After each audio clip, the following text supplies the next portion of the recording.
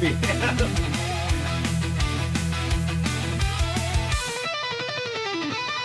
This guy's silky.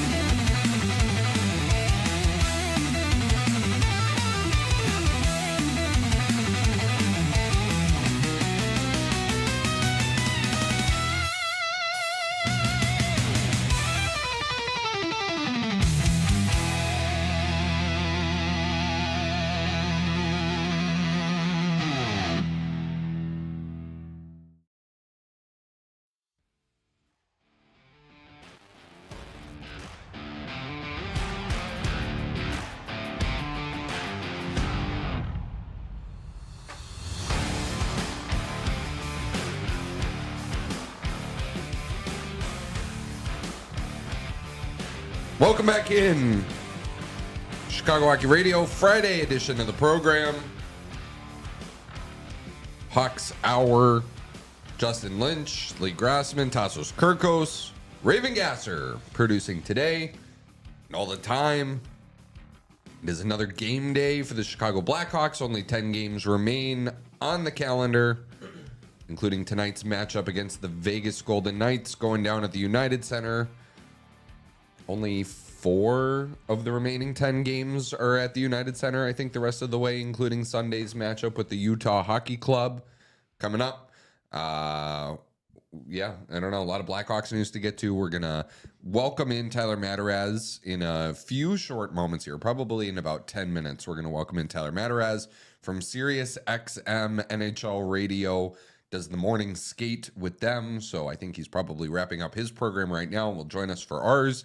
In a little bit, we'll get his thoughts on some different things, both Blackhawks related and non-Blackhawks related. Yep. Brad Marchand making his debut tonight for the Florida Panthers among them, and obviously John Tortorella being axed in Philadelphia will be among our topics of discussion. It is Friday, so we're also going to answer mailbag questions. We will probably do that either at the very end of the Hawks Hour or right at the start of the NHL Hour. We only have a few questions to get to today. A few other points. Thanks to everybody that joined the live stream on Wednesday. That was a lot of fun. I think we're going to be live streaming the game next Wednesday as well, although we have to figure out a time to go do those bags too. So, yeah, and we don't have very many home games remaining. So The fucking bags, dude. I know. Well, we got to get rid of them. So, great night in sports yesterday. Oh my gosh, dude. Oh, fantastic. It was awesome. I was bouncing around from, Frozen 4 to the college hoops men's tournament. Opening day. To, opening day, NHL, Yep. Some crazy stuff going on in the NHL last night too. Yeah, it was an awesome day for sports yesterday. What were you guys How about watching? the Chicago White Sox? 8-1 win, 1-0 to start the season. Probably the first and last time they'll be above 500 this season, but I enjoyed that. But then also in Chicago sports, how about that Josh Giddey half-court buzzer beater? That was awesome. I'm not much of a Bulls guy, but I watched that. That is insane. And the Bulls have actually been playing really well this month, so maybe I got to start watching some Bulls games again. It's been a while. Cubs won too, but I'm not really going to get into that. But yeah, 3-0 for Chicago sports yesterday, so surely that means the Hawks are going to have a great game today, right? Doesn't get into the Cubs that of the 2 Chicago baseball teams, the Cubs are going to be the ones that are going to be at least close to the playoffs this year. He's like, I'm not going to touch the Cubs are also just down the street from the studio too. I got to stay loyal to my team there. Could probably throw a rock and hit Wrigley Field from here. So you'll be able to walk to the Winter Classic from there. Yeah. I'm not going to lie. I've not watched I've not watched an entire Bulls game this entire year. I don't know if you guys have. Cause I mean, my basketball allegiances lie to honestly the Lakers, who they beat last night. I'm a LeBron fan. So that's the only team. How about that feel? How about that picture of LeBron in the background as Giddey sinks that winner? I love that.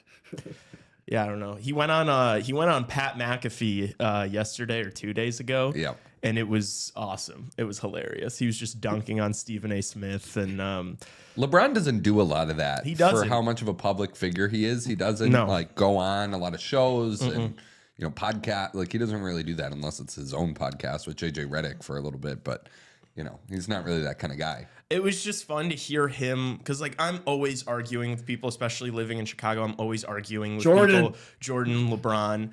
And Jordan fans always bring up like the eras argument, which I think is like the worst thing to do if you're talking about who's better between Jordan and LeBron. But to hear LeBron talk about it on a show was so funny. He was like, yeah, dude, if Giannis played in the 70s, he would score 250 points a night, dude. Like, what are we doing here? So I don't know. It was funny to see him not like say he's the GOAT, but to like make some arguments. That's all I've wanted as a LeBron stan. I just want to hear him talk about it a little bit. Yeah, well, LeBron in 6-0 in the finals. There you go. Are we gonna do this? I mean, I'll do this all day. I'll do this. No, we got some hockey to get to, man. What happened in those? So yes, he won. He went to the finals and won it every single time he went to the finals. What about those other? Jordan didn't only play for 6 years. What about all those other years where he got bounced in the first round? Like, what? It's not a. We don't talk about those years. Yeah, exactly. So, not a flex. There was also some college hockey yesterday, start of the Frozen Four tournament. Yeah, Minnesota, what happened? Good news for us Blackhawks fans. Wouldn't be surprised if this weekend we see some Sam Rinzel, Oliver Moore, ELC talk. But yeah, definitely an upset on that standpoint. Not the only one. Cornell upsetting Spartans as well. So definitely a big night of college hockey for sure. Yeah, Lee's national champion pick immediately out. So Justin picked Minnesota. Oh, yeah, fair enough. You didn't text anything in the group chat about that. Well, I also wasn't saying, "Oh, Minnesota's looking really good here." I wasn't jinxing the Minnesota like you were. To be fair, Michigan State was looking pretty good for a lot of that game. They just weren't able to put them away, and then it was a late goal. Dude, but we should do a little bit of Minnesota talk because they got screwed. They got screwed last night by the refs. There was the skate issue with their goalie. Like, I don't know if his skate was untied or what it was. That costed them. And then trip in overtime. The overtime goal. It was a blatant trip in the neutral zone.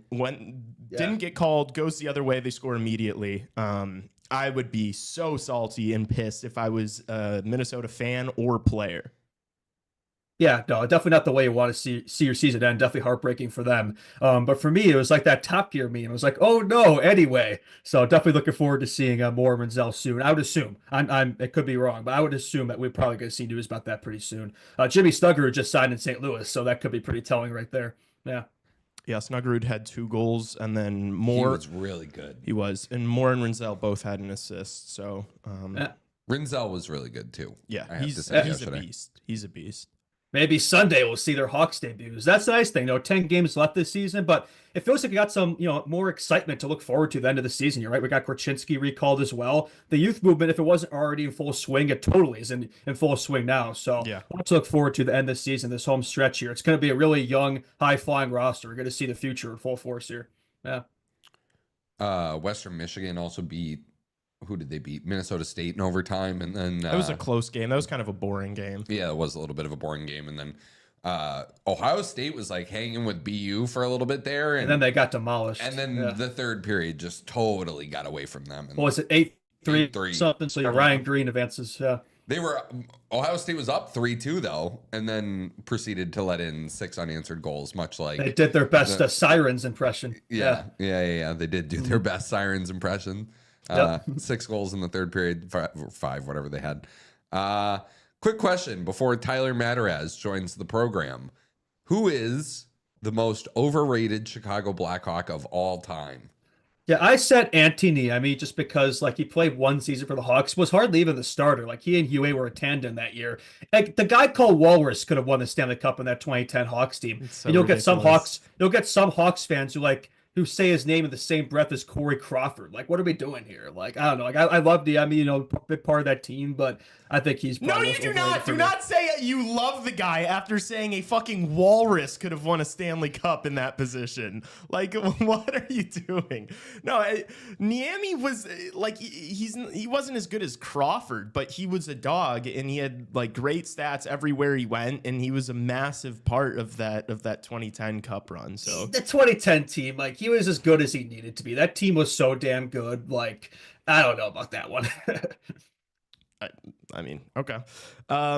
I said Brandon Hagel on that post just because, and also, by the way, it was most overrated Blackhawks of all time. Justin and I have been watching this team, in the 2000s, so it's not like I'm going to give you some guy in the. We're not 80s. going back to history. I didn't. Yeah, I don't Players know. we've watched. I don't know who the most overrated player was in the 80s, but I don't know. Brandon Hagel was really good, but people act like it was like. It's a travesty that we traded him and got 2 first round picks for him. Like, he was a dog. He'd be really nice to have. But if we didn't trade him, we probably wouldn't have Bedard. This team would look a lot different. The prospect pool would look a lot different. Like, it's not like we traded away Sidney Crosby, Yeah, I think it's just the point of just how good a player he became in Tampa. But I agree with you. Like, I think that trade needed to be done. I think it got a pretty good haul back for the player he was at the time, right? It's easy hindsight to look at the player he is now, but it's like, I think, look, it's going to take a long time to know who won that trade, right? Until we see what we have out Moore and Boisvert. Like, that trade could easily come back the other way for us. Yeah. I said Corey Crawford, mostly just to rile up the people in the comments. Lee and I that was definitely a rage bait type of answer there. Well, Lee and I used to have debates, and this was, as the clock turned from 2019 to 2020, that, was it? Yeah, it was probably 2019 that we would have these discussions of, Corey Crawford, Lee believing that he was still among the elite of NHL goalies.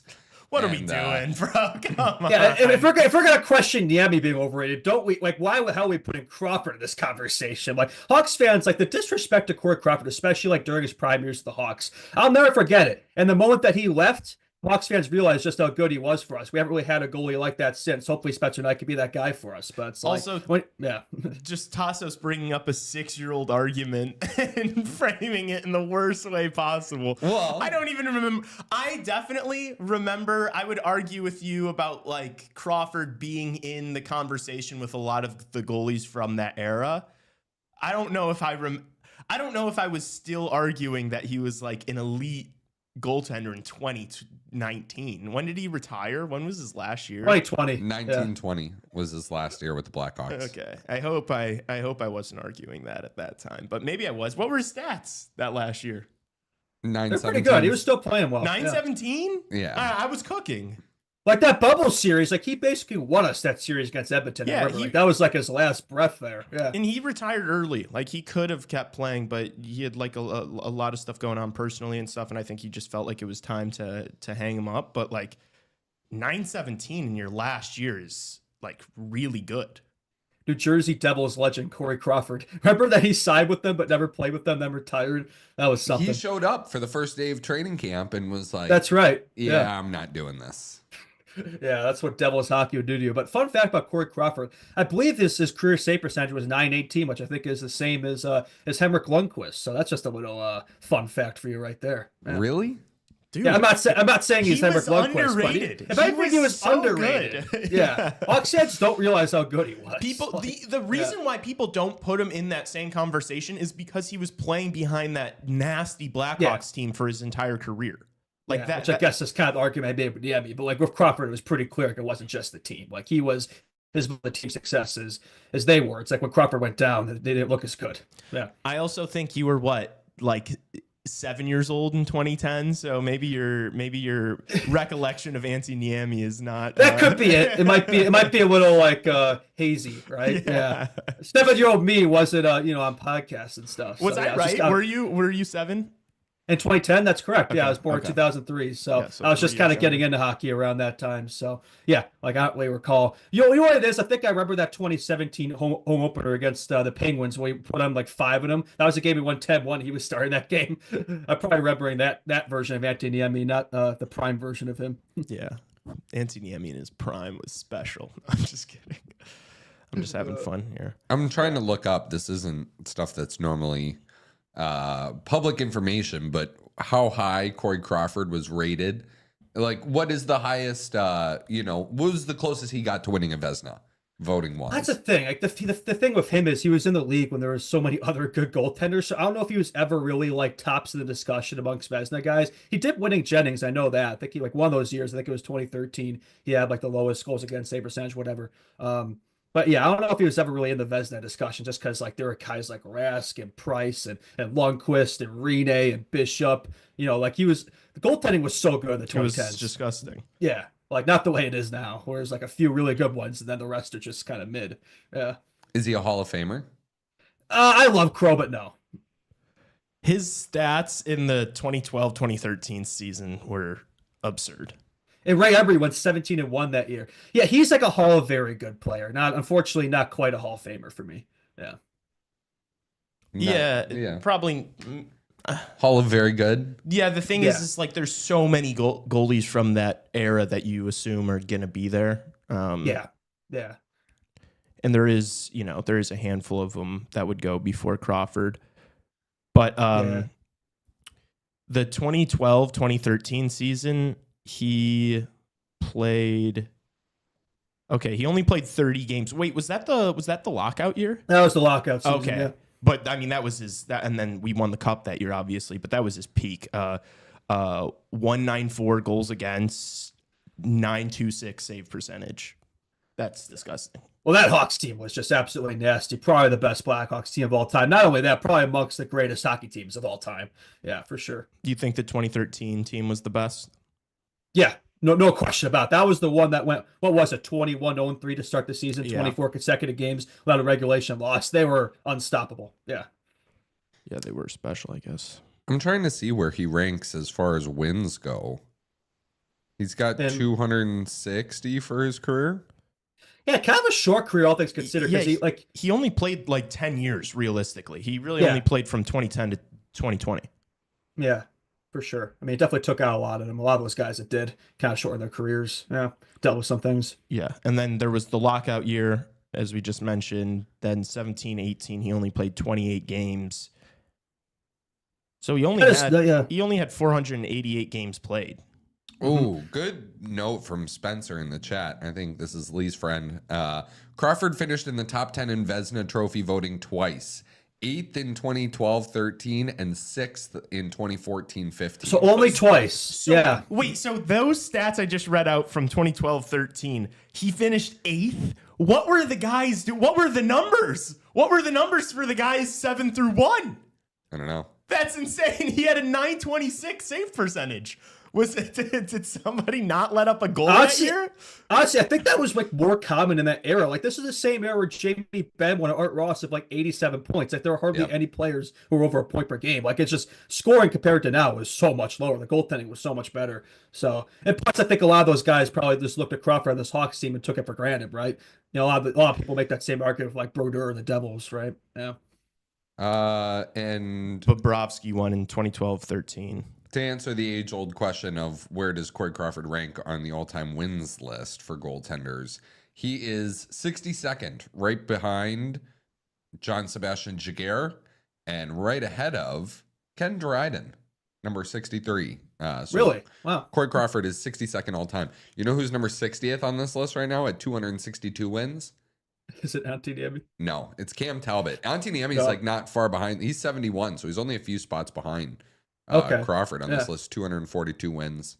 Yeah. Yeah, like he had the cups, not really enough other accolades. Like he had the Jennings, but he never won a Vezina. Wasn't really on like a ton of all-star teams. I think a couple times he was. Just not really quite enough probably to make him a Hall of Famer. But I do wonder, like with jersey retirement, I mean, the Ice Hawks retired his number last year, but I don't know if the Hawks would. I feel like he's one of those like just cut off guys. Like Sharpie's another one. Like I think he's close but not quite there. I don't know. Yeah. Sorry, I went back to the lockout year. Because if he finished 8th with a 926, like what were some of the other guys doing? Craig Anderson in Ottawa played 24 games only, but he had a 941 save percentage. And then Bobrovsky had a 932 with 38 games played, and so he won the Vezina that year. So is that who won it? Yeah, he did win it that year. Yeah. Is that the year that he won it that they didn't make the playoffs even too? Maybe because he was on Columbus, so.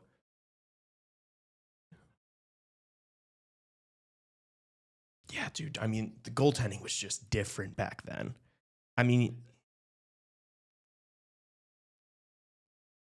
yeah, I don't know if we have him quite yet here. Do we have you, Tyler? Tyler Madarasz from NHL Network Radio on Sirius XM, the Morning Skate. Do we, in fact, have him along for the ride with us right now, or no? Yeah, if you guys can hear me, I'm all good. Yeah, That's right. We can hear you. Yeah, we thank do you. have you. Thanks for joining. Thank you for stopping by. Really appreciate the time. Can we start with this? Corey Sure. Crawford. Sure. Tyler, do you think Corey Crawford is over or underrated? That's a great question. I didn't get to hear your guys' part of it, but I'd say he's a little underrated. Like whenever you talk about great goaltenders of the past, you don't really bring up his name. What does he have? 3 Stanley Cups and was a key part of the Blackhawks' success going to those Cup finals. So I'd say underrated. Like of those times, we're talking about Lundqvist, who didn't even win a cup. We're talking about Carey Price, who didn't even win a cup. But yeah, we never really talk about Crawford. So yeah, underrated. Underrated. Agreed. Yeah. There you have it. Tyler, well, this is the Blackhawks Hour edition of our program right now. We are going to bounce around the National Hockey League with you, but since it is the Blackhawks Hour, figured we should ask, what are your thoughts on the Chicago Blackhawks with 10 games remaining in the season? Just from an outsider's perspective a little bit, somebody who maybe isn't, covering the team wholly. What are your thoughts on the Hawks and how they've been doing?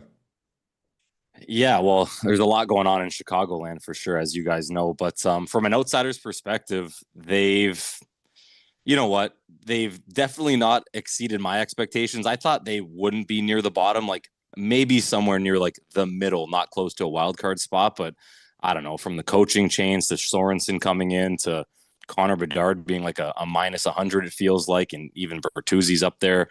It's been obviously a weird season. You guys know that this was going to happen. There was growing pains there, and with the goaltending, what it is, that was kind of going to be a scenario as well. So you just hope that maybe the draft lottery luck can be on the Blackhawks side again. They have a lot of great prospects. Like seeing Levshinov come up and play on the power play has been really, really fun. Even Frank Nazar's fit in like a glove right now, playing under Sorensen. So the future is bright.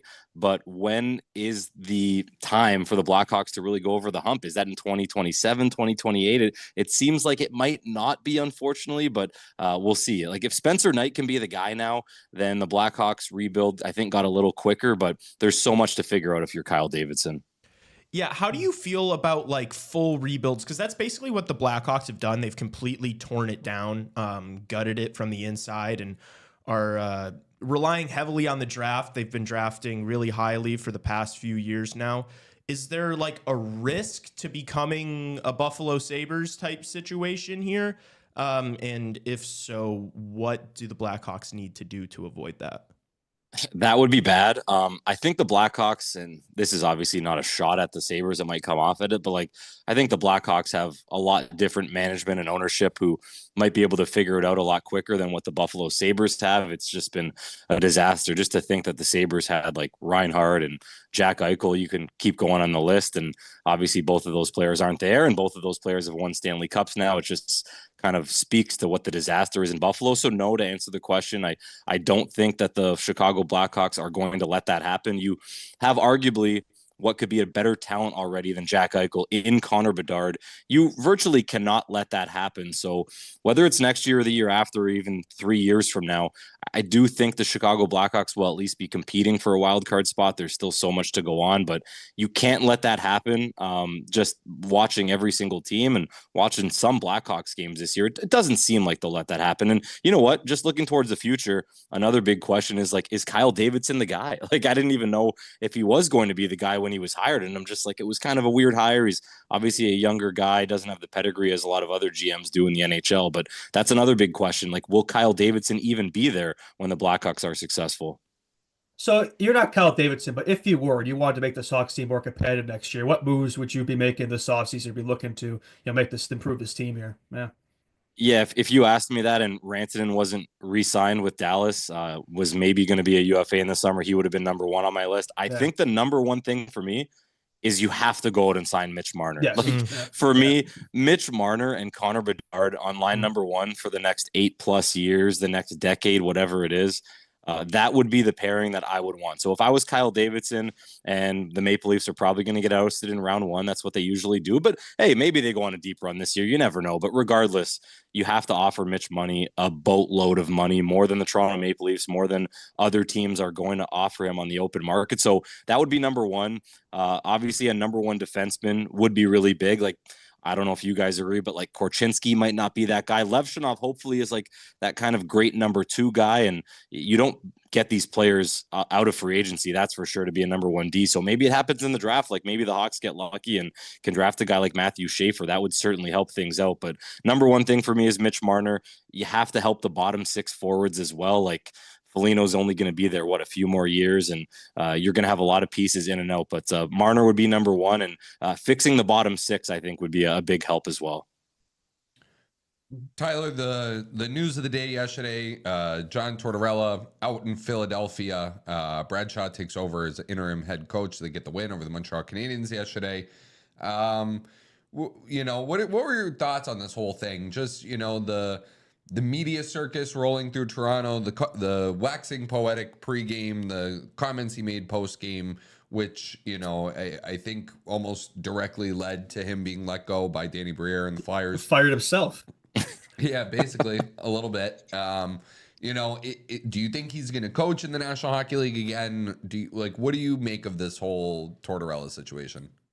Well, first of all, it's just a disaster. What everything happened since that loss to the Maple Leafs, and whatever happened with him and Cam York behind closed doors. There's probably so much that has gone on this season in Philly behind closed doors that we don't hear about. But the Cam York situation being one of them. Like before he virtually fires himself in that press conference, he was asked about Cam York being benched, didn't want to talk about it, and then last night we played the audio from Bradshaw after the game on our show this morning. Like Bradshaw just like, it's a disciplinary issue. And now we're hearing from some insiders that there's just a huge verbal altercation between York and Tortorella before Tortorella's firing. So that's gone over to Bradshaw taking over, and maybe Cam York's not a Flyer next year, but that's beyond this John Tortorella situation. Do I think he's going to coach in the NHL again? 100%. Wow. Where that might be might have to do with a lot of first round exits for teams, like which teams that maybe could move on from a head coach and get ousted in the first round could use a new voice behind the bench.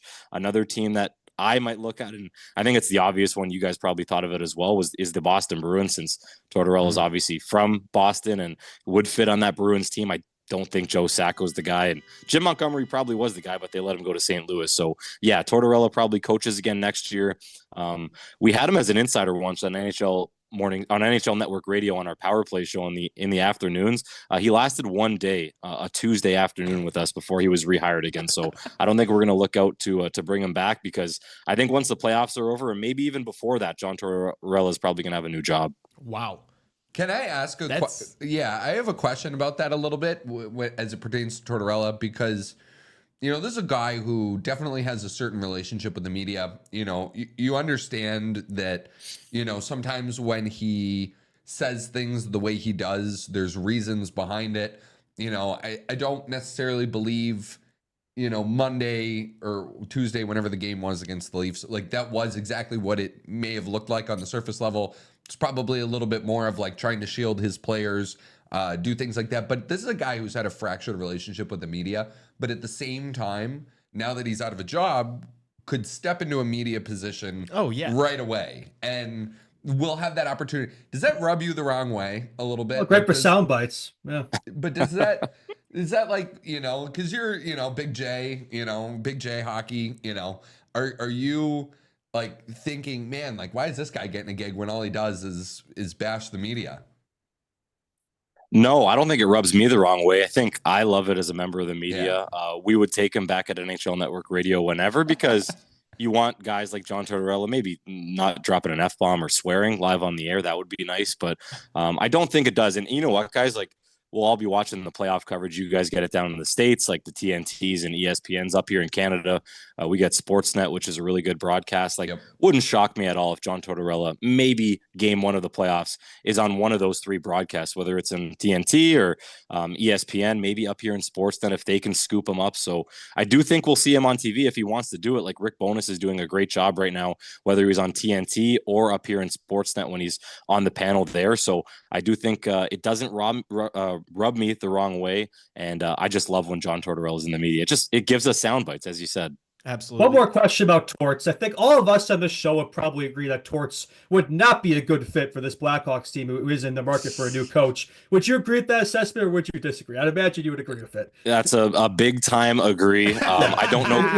I don't know Connor Bedard personally. I don't know a lot of the younger players personally on the Blackhawks, obviously. I'm just trying to get into the mind of a Connor Bedard. It did not work with Matvey Michkov. Different situation. Yeah. Russian player, doesn't speak much English.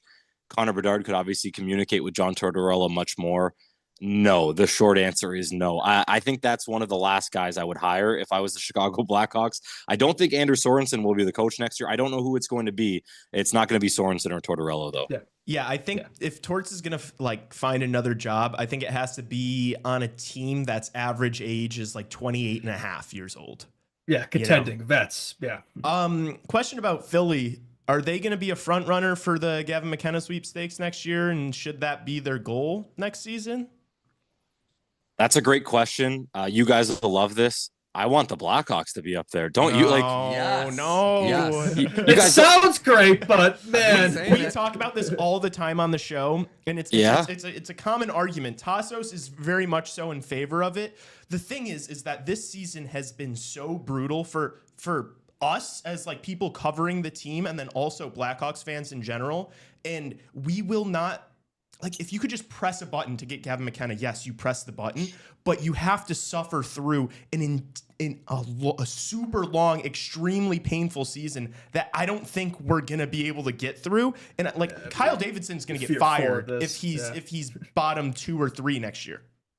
That's kind of how I look at it. Yeah, but maybe that's not the worst thing. Like, is Kyle Davidson the GM to run this team when they're a playoff contender? Who really knows? Like, we don't know what's going on behind closed doors. But to answer the previous question, I want it to be the Chicago Blackhawks. Like, as a hockey fan, I'm not a Blackhawks fan. I love watching the Blackhawks. They've kind of been one of my other teams to watch since I've been a kid. But when you can get a couple cousins playing together that are that good in Bedard and McKenna, if I were you guys, if I was a Blackhawks fan out there in Chicago, wherever in Illinois, wherever in the world, because there's so many Hawks fans everywhere, I wouldn't even care if this team was bad next year heading into that draft. McKenna and Bedard as a combination would be awesome.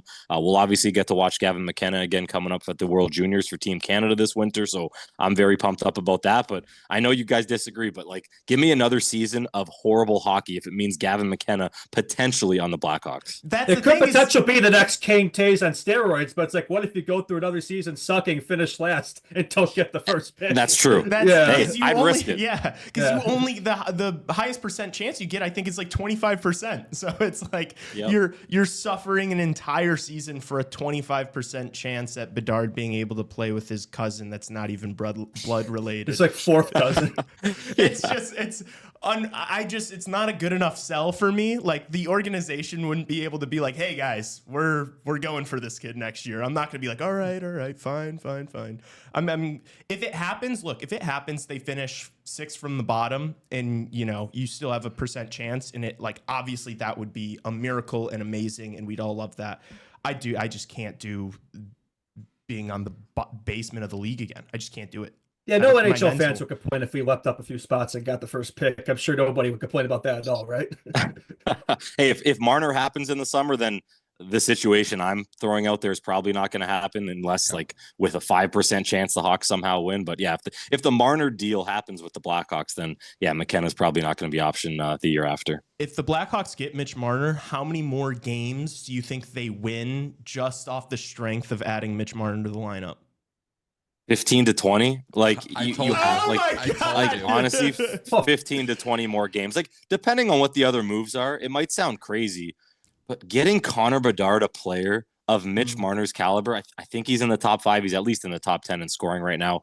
I'm here in Toronto. I get to go to the games and watch him night in, night out. Like, he is a dynamic player. Like, Austin Matthews doesn't really need him at this point in his career. He'd obviously want him on the team for another 8, but like, Connor Bedard is probably begging Kyle Davidson to bring in a player like Mitch Marner who can be the setup guy, as Connor Bedard can be as well. But you want Connor Bedard as a shooter like Austin Matthews. Like, Matthews started scoring quickly into his NHL career, and we watched his shot and we were like, man, our player's going to have that shot. And all of a sudden you watch Connor Bedard shoot the puck a lot. He hasn't been able to use it as much as we'd like, but his shot is perfect for a setup guy like Mitch Marner. So maybe about 15 to 20 games. They won't be a playoff team in year 1 with Marner, but they'll be a heck of a lot better.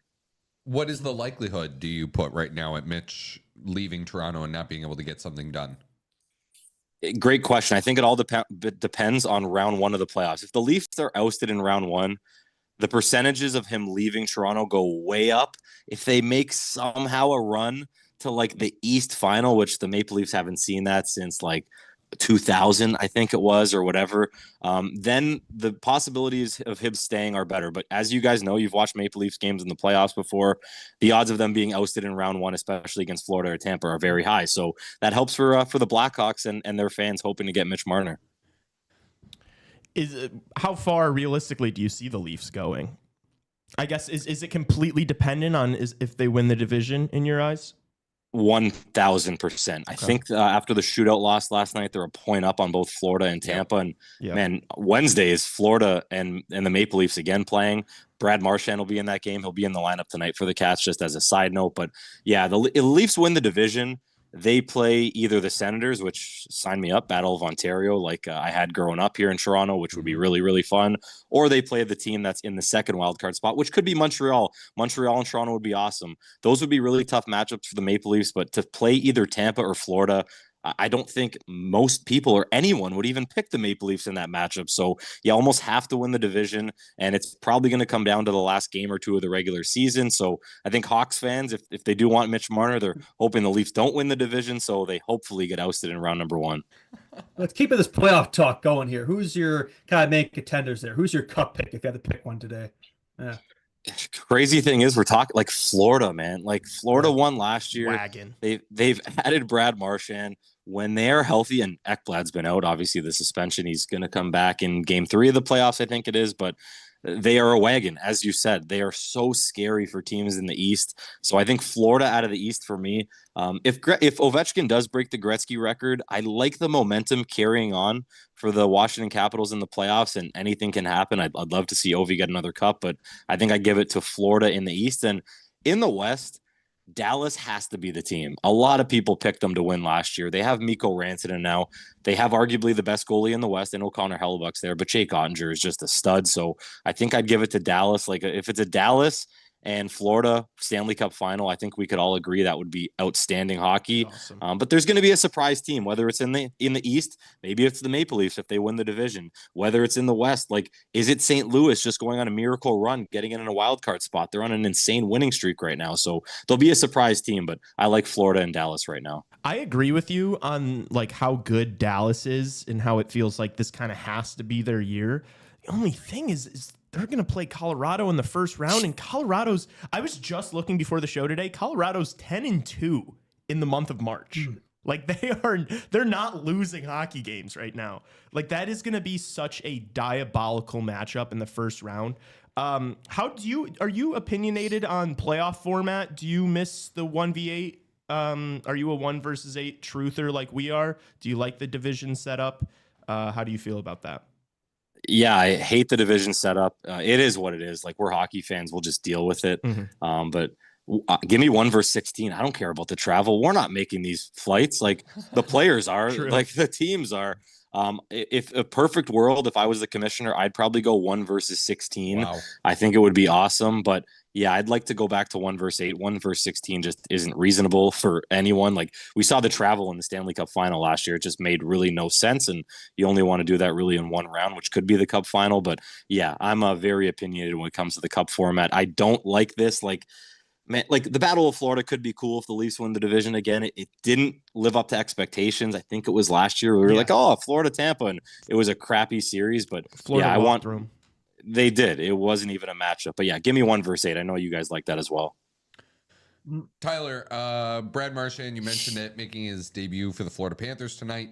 It's still a little weird. It's still a little weird that he's a Panther now. You know, I think that's probably, you know, if you were to rank weirdest destinations the Boston Bruins could have sent Brad Marchand to, it probably would have been Toronto Maple Leafs 1, Florida Panthers 2, and you know he'll debut with the Cats tonight. I just, you know, is it still going to be weird? Like, is it going to be weird going into the playoffs? You know, this almost has like a bit of a Claude Giroux feel to it when they got him, and it was never really the best fit. And you know, you're pulling a guy who's been in a market for so long and so crucial to what they have going on. You know, we don't even really know if he's at 100% right now. What are your expectations for Brad Marchand, and is it still weird for you too? Yeah, I think it's very weird. Number one would have been the Leafs for an odd team to go to. Number 2 would have been the Panthers because of a lot of the history he's had, let's say in between whistles or with Sam Bennett or Sam Reinhart, whoever. It's been a disaster, the whole elbow situation and everything. But I'm excited. I'm really excited to see Brad Marchand tonight. Like, I have that game on the top of my docket. I think there's 6 games tonight, so that'll be number 1 on my list. And when you can have him on a team now with Sam Bennett, with some players that can do some really fun things in between the whistles and even during the game, like Brad Marchand is a game breaker. We saw him at the Four Nations face-off. Like, he scored in the first game, maybe was a little invisible the next game or two, but like, I thought he made a difference in those 2 games that Canada could have been eliminated, or the one last game that Canada could have been eliminated in against the United States. So I like him. And it reminds me of the situation with Jerome McGinley. Like, I thought Jerome McGinley was going to be a Flame forever. He played on the Avalanche for a few years. It was still weird to me. Then he went to the LA Kings. Do you guys even remember? Like, he was wearing 88 on the LA Kings. And you're just like, what is going on here? Even like Ryan Smith leaving Edmonton and playing in some weird spots like Colorado, etc. I think this could happen to Brad Marchand, where it's like the Iginla Ryan Smith situation, where maybe he's on Florida this year, maybe he's on Toronto next year, maybe he's on a different team the year after. Like, maybe he finishes with the Montreal Canadiens and they're a good playoff team by then. Gosh. I have no idea what's going to happen, but this end of career trajectory for Brad Marchand is really just kind of smelling the same thing as maybe an Iginla or a Ryan Smith type end of the career. Yeah, going up against the Tkachuk and Marchand in the playoffs. Yeah, good luck. Yeah, that'll be fun. Where do you think the Boston Bruins should go from here? Like, they've kind of just sold at the trade deadline. Are they kind of stripping it down a little bit? Are they going to try to do a retool? What do you think's next for them? Yeah, we never would have thought that a few years ago with like the insane record they have. Yeah. Jim Montgomery was coach of the year. And then even like last summer, they went out and signed Lindholm. They signed Zadorov too to that big ticket. He's just been in the penalty box all year, it seems, and doesn't seem to like his goaltender, Jeremy Swayman. So I didn't think this would happen after the crazy record with Montgomery, the signings in the offseason. But I don't think it goes up from here. Maple Leafs fans would be happy about that because they don't want to play Boston in the playoffs. But when you look at this summer, it's huge for Don Sweeney. It is massive. First of all, you got to find a head coach. Is that John Tortorella or is that another guy? That's probably an internal conversation they're having right now with John Tortorella fresh on the market. Like, do you just let Joe Sacco go after game 82 and bring John Tortorella in? That's the number one question for Don Sweeney. And then what do you do with the roster? Like, you're going to give Charlie McAvoy the C. He'll be the captain for the next however many years he's there, whatever's remaining on his contract. And then who do you bring in to play with David Pastrnak? Because I don't know if it's going to be Fabian Lysell. He's just a prospect that doesn't even really excite Bruins fans. They've brought in a couple young pieces, like they got Fraser Minton from the Maple Leafs at the deadline for Brandon Carlo. Is he a potential fit down the middle? I don't know. He seems like a third line center. Murat Husnudinov was brought in as well, but like, is he really a fit on the second line? He seems like kind of a third line guy, like Minton might be. So the prospect pool isn't that exciting. I just don't see the Boston Bruins in the playoffs for maybe the next 5 years. So a lot of fans out there that hate the Bruins, there's a lot of them, a lot of Original Six fans out there might be happy with that. Yeah, sign me up for that. I'm sick of them. Do you see? I agree. Do you see any world where maybe David Pasternak's like, hey, I'm entering my prime right now, playing my best hockey, 5 years, no playoffs, doesn't sound very nice. Do you think there's any situation where he may be asked to leave? Yeah, or he might ask to leave. Depending on, we just talked about Mitch Marner. Like, does Mitch Marner's money open up? And then Pasta's like, hey, Don, my best friend's on the Toronto Maple Leafs and William Nylander. I might want to play with him. So I don't know. Is that a scenario where Pasta wants to play with his best friend in the world and William Nylander? But to answer your question, I think it would be Pasta maybe saying, I kind of want an opportunity here. Like, I've done what I could during the regular season, scoring 50 goals a few times. I've done what I can in the playoffs, scoring overtime goals and scoring clutch goals. But like, if this is going to be the plan for the Boston Bruins, which is weird to say because it hasn't been like this in such a long time, then yeah, I think Pasta could be on his way out to hopefully somewhere in the West if you're a Bruins fan. Blackhawks. Tyler, one last one for you here, from me at least. We're talking about Ovechkin. We've he's been a frequent topic of discussion on this show as he continues to inch closer to 894. But Spencer Carberry is the runaway Jack Adams winner in my mind this season. Is it a distraction? Like, does this have potential to be the downfall of the Capitals this season?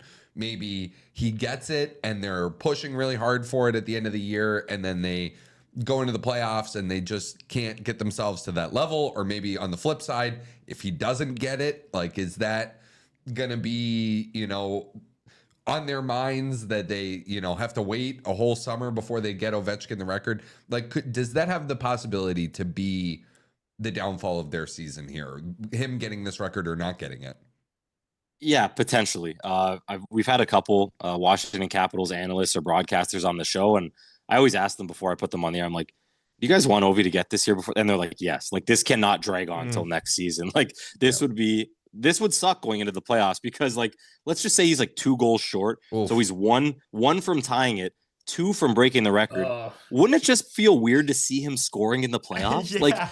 Like imagine game 1 of the playoffs, he scores 2 goals and you're like, well, I know it's not the record because playoff goals don't count, but like, this is weird. Like, one more game in the regular season and he could have had the record. So yes, it could definitely be a distraction. And you'd hope, I agree with you that Spencer Carberry is probably the coach of the year as well. But like, Spencer Carberry, the rest of the coaching staff can kind of be like, all right, guys, like, Ovi didn't get it. Our leader did not get the record. He's going to get it in the first week of the season next year. We have to dial in here and beat one of these wild card teams who are really, really good, and then maybe move on and play the Carolina Hurricanes. And we know that the Capitals will probably beat the Hurricanes in my eyes. So yes, it will be a bit of a distraction. Do I think he gets it at this point?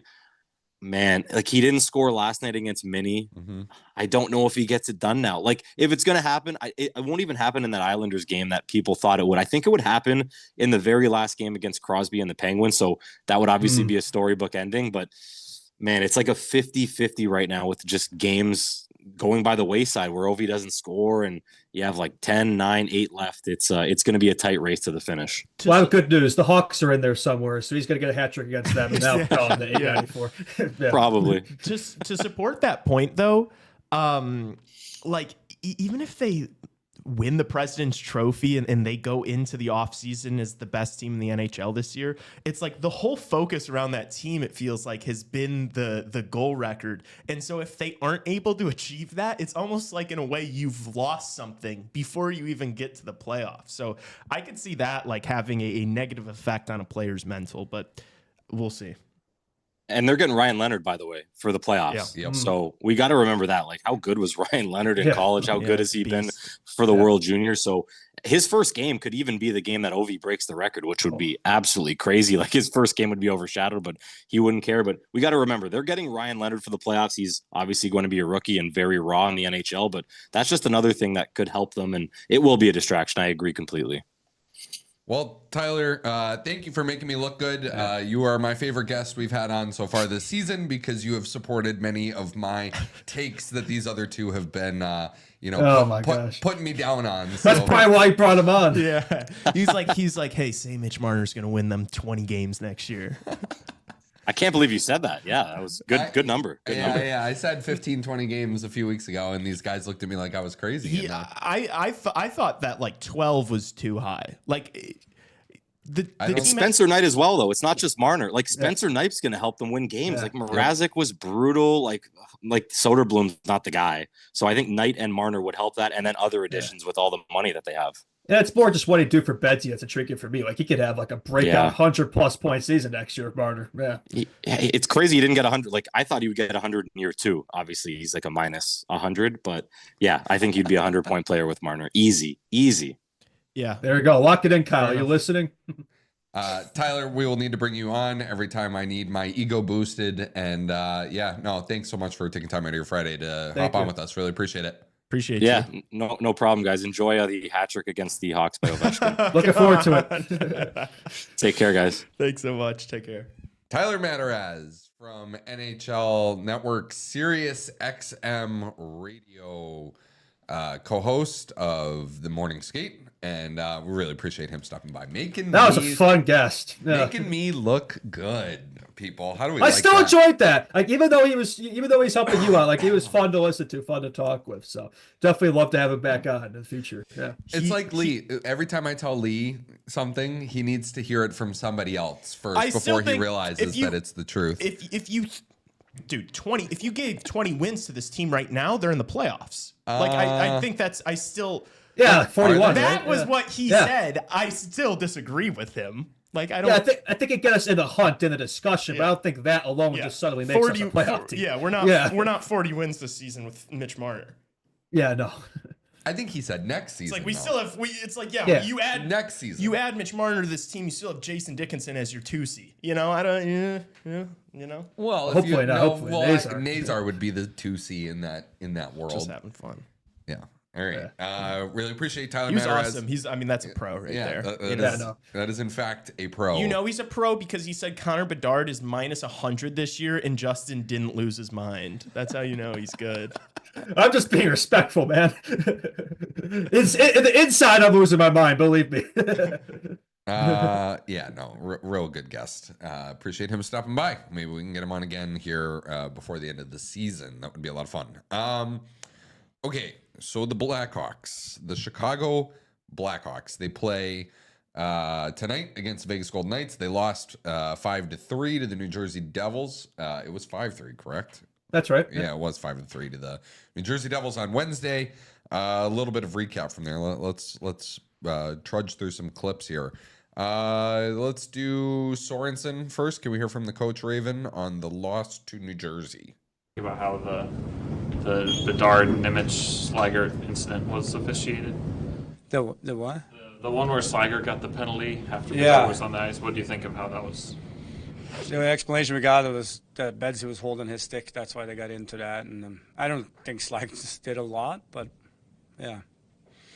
It doesn't seem like you frequently, yell at or criticize the refs. What is your mentality with that sort of thing? Yeah, I mean, I just don't know what to gain out of it, right?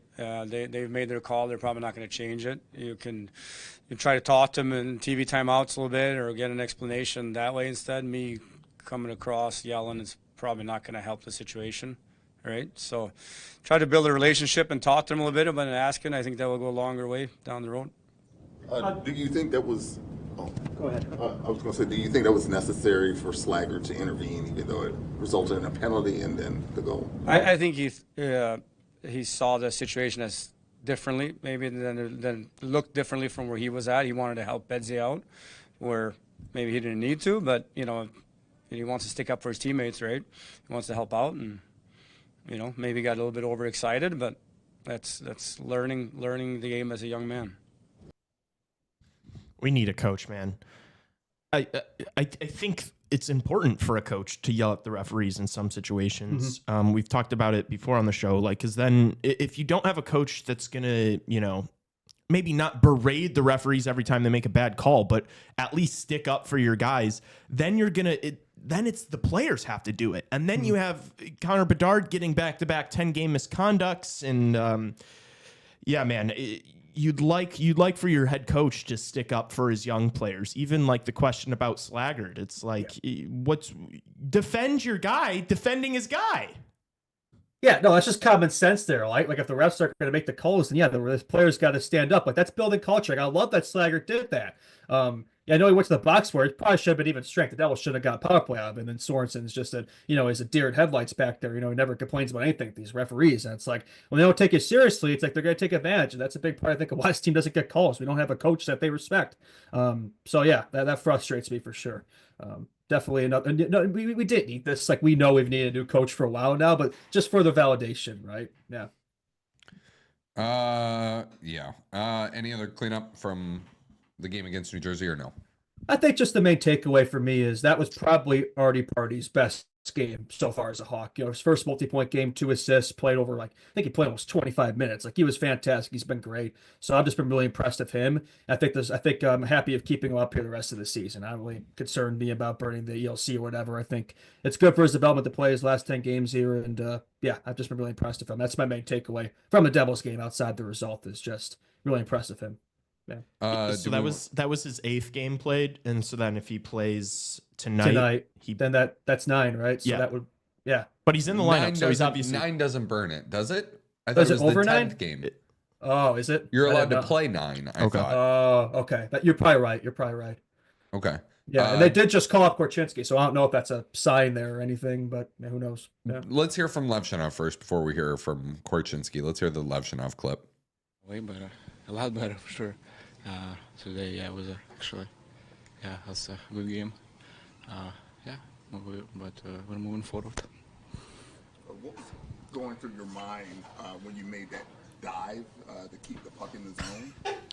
I just tried to save the puck in the offense zone and score a goal on power play. Right? Have you ever done anything like that? Stretch out? Yeah, I mean, yes, I've done it before for sure.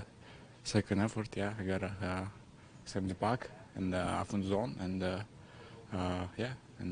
I did, and we scored. How confident are you from when you came to the Hawks to now? Yeah, I feel a lot comfortable. Yeah, feel great, but work goes on every day. Superstar. I mean, this guy is electric. He's hilarious. I know why they asked him that question too, because it's like that is a risky play, and I forgot who the Devils player was. The second, because he dove, he hit the puck. There was another Devils player that could have been gone if he just like intercepted the pass, but he didn't, and it ended up being a great play. And he's like, yeah, but I saved the puck and we scored, right? And they're all just dumbfounded. They don't know. Like he asked the media a question and they didn't know what to do. This kid's awesome. I know Ben Pope just wrote an article. I didn't read it yet. Just about his play style, but he's like aggressive is like an understatement. He plays like such a psycho, and I absolutely love it. But he's a wild card, and I'm sure eventually, even this year, it'll come back to like bite him at some point. But moments like that where he makes a play that maybe other guys wouldn't turns into a goal. So I love Artem Levshunov. Every time I see Levshunov in like the videos, I'm like, quip.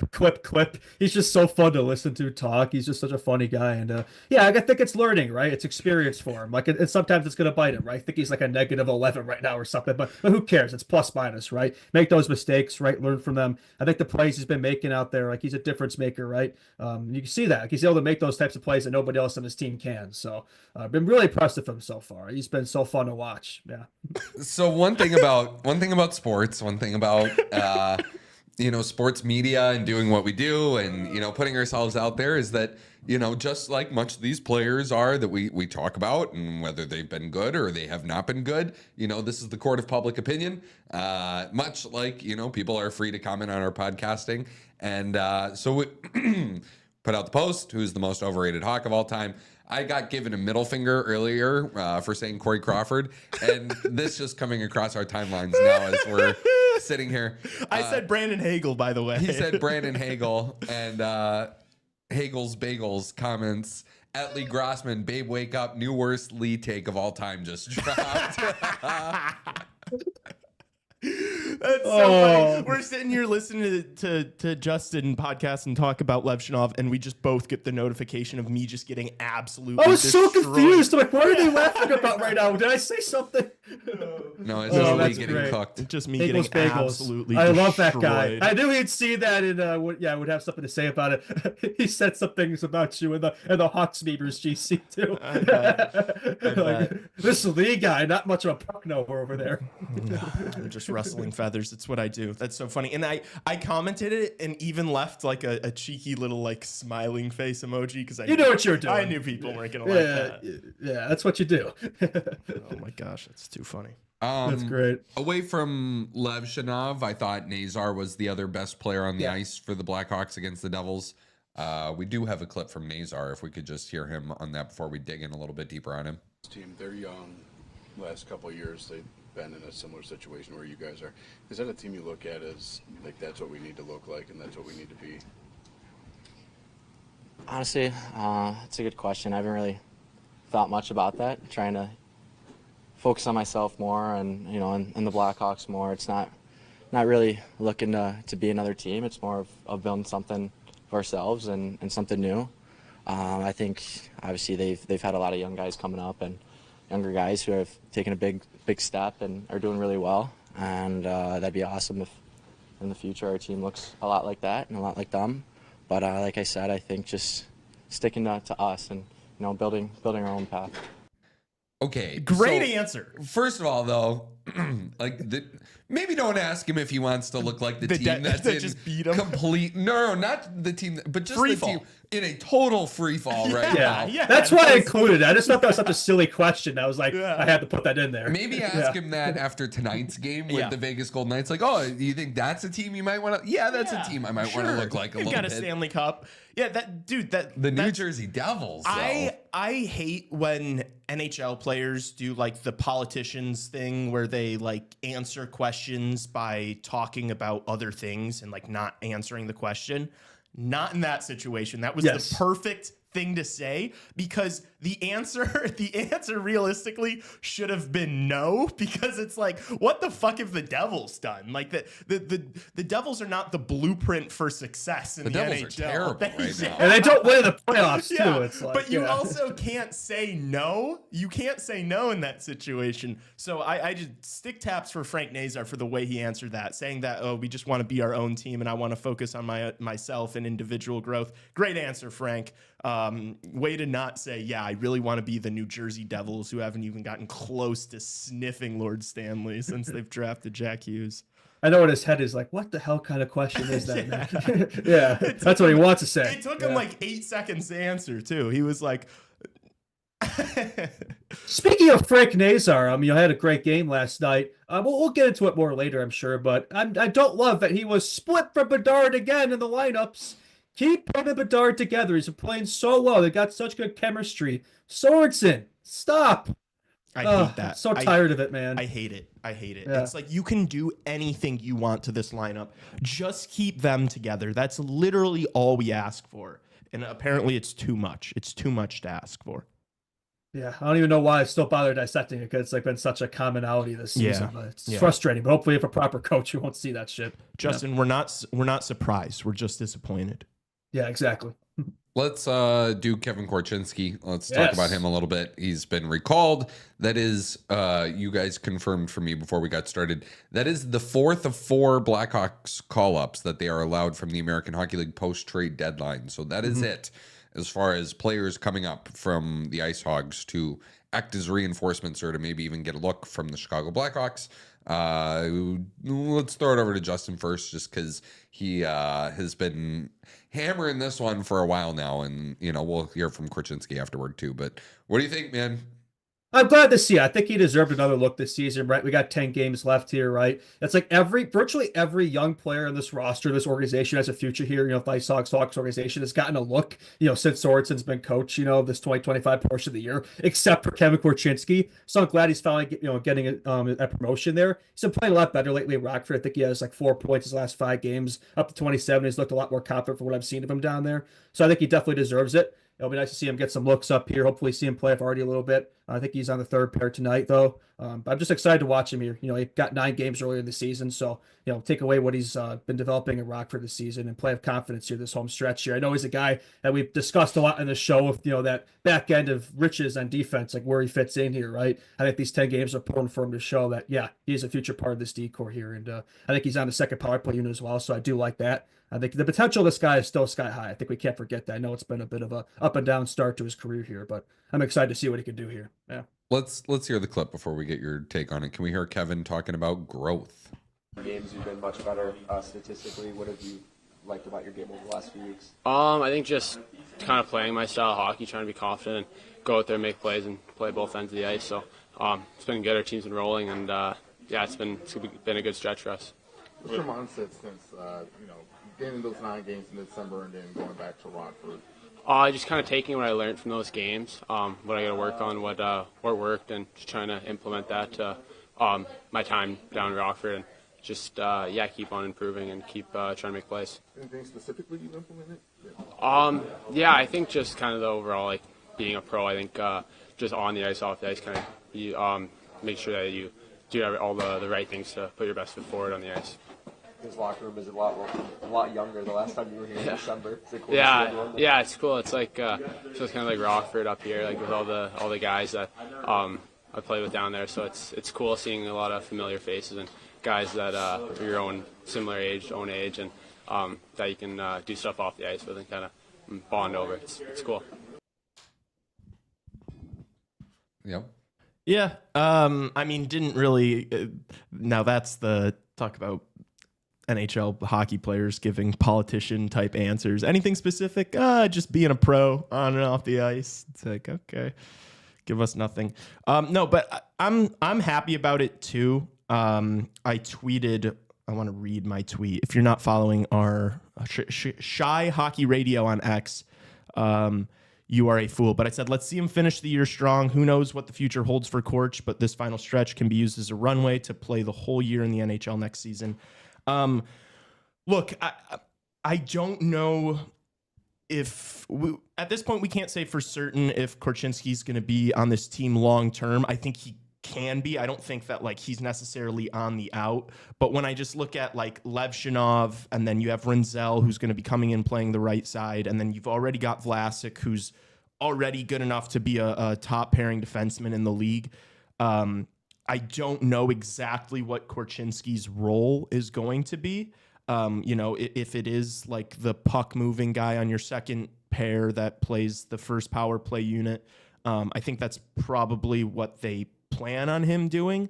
But I just think that as of right now, he seems like the most viable guy to be traded just because he, and that's not a bad thing. Like, it's not like I'm slandering Korchinski. It's because he has so much upside that I think there's a lot of teams that would really want him. So I think he's super valuable. But I just think he's the most expendable out of those top four guys, maybe. And also just how, like, all these other prospects, like the Allens, the EDMs, the Kaisers, they're all left shot, and so I think that he is there's potential this offseason that we see him moved. I don't know if I'm not saying I necessarily want that to happen, but it is a possibility. So I hope he plays lights out these last 10 games and shows that he's ready for this level, because then that's either, it boosts his trade stock or he's going to be ready to go and hit the ground running next year. Yeah, I think a lot of it depends on the draft, right? I think if we take, Bisa, I don't know if he's really going anywhere, but if the Hawks get the first pick and decide to go with Schaefer, then you kind of have to trade one of those defensemen, right? But I think if you don't, let's just say the Hawks get Misa and Korchinski stays, I think that's a pretty damn solid top four there, man. I mean, you got Vlasic, Levshinov, then you got Rinzel coming in from Minnesota. He'll probably be signing pretty soon, and Korchinski. Like, that's a pretty fantastic top four. And then I haven't even gotten all those other guys, right? Kaiser, Del Mastro, Crevier, all these guys, Allens, like. So, I mean, even still, that's more guys than I really need. So it's a good problem to have. So, I think with Korchinski, right, just play with confidence these last 10 games and show, you're a part of this thing. Yeah. And I think it'll be easier to play like that now, because the last part of that clip, you're just talking about, like, it feels like Rockford, because it is. It's like this team is all young players now. Yep. And so there's not like that pressure of like, oh, I don't want to disappoint this guy. Like, this guy plays this way. And it's like, nah, it's your boys. They're all your age. Everybody's trying to figure it out. Everybody's trying to make a name for themselves in the league. So hopefully he's able to just play with a ton of confidence and play his best hockey realistically for these last 10 games. Yeah, there shouldn't be the worry of making a mistake and getting sent back down. Like, he should have I imagine he should have these last 10 games here. Then he goes back to Rockford for the Calder Cup playoffs, maybe. But it's like, really, you should be all hands on deck. Just play your game. Don't worry about it. Yeah. A few lineup notes tonight. We're up against it. We gotta hit a break here soon. Spencer Knight starting in goal. Artem Levshinov quarterbacking power play unit 1. And Connor Bedard back at center in between Mikheyev and Donato tonight. He was looking so good on the wing with Frank Nazar. Why are we going away from it for no reason whatsoever? I don't get it, man. It's like happened so much that like we can't even talk about it in depth anymore, because we've done it so many times. It's like, what do you want me to say? It's like you have something that's kind of rolling. Even with the Teravainen and Mikheyev Donato line, it's like they're so solid every time they play together, and now it's like we're constantly jumbling them and they're never playing together anymore. So it's like it's a head scratcher. I don't really know what the vision is. I guess the hope is that you're spreading around the talent a little bit and but it's like the Blackhawks aren't in a situation where you need to be spreading your talent throughout the lineup. Like, no. You can't be looking at it like, oh, we need Nazar because we need somebody driving play on the second line. It's like, no, you need Bedard to not drown right now playing with fucking talentless third liners. That's what you fucking need. I don't know. Yeah, and I love how Teravainen and Bertuzzi are like in between nays are there. I'm pretty sure those are the two guys that have been screaming to play Bedard all year, and we've hardly ever seen it. So yeah, that's also fantastic right there. But yeah, we'll see. Yeah, I mean, hopefully it goes well. Like, hopefully that second line plays really well, and the Bedard line still looks okay. I think it can. Like, maybe this is, who knows? Maybe this is the best lineup, the most optimal lineup. It's just like you've tried 40 other things before this, to where I'm not going to hold my breath. Yeah, game 73, we found it, guys. Yeah, right. Any other thoughts? Perfect timing. Any other thoughts going into the showdown tonight versus the Golden Knights? Well, the Golden Knights are obviously a pretty damn good team, so score-wise, I have about zero expectations. I just want to see the young guns cook. Yeah, and see Korchinski play well. Lev keep his hot streak going. Yeah, just don't get blown out. Yeah, pretty much. Don't get blown out. Yeah. The Knights are minus 320 favorites. So we got Knight versus the Knights. To win, yeah, minus 320 is like, yeah, you're fucking putting up $10 to win 3. So and it's at the United Center. So the book obviously very much so favoring the Golden Knights to win this one tonight. So we will see how this one goes. But we got Spencer Knight in net, so maybe he could defeat the Knights. Yes, Knight versus Knight. All right, great analysis, fellas. really, really top tier analysis here. All right, no, the team's gonna get pumped. I mean, what do you? Really?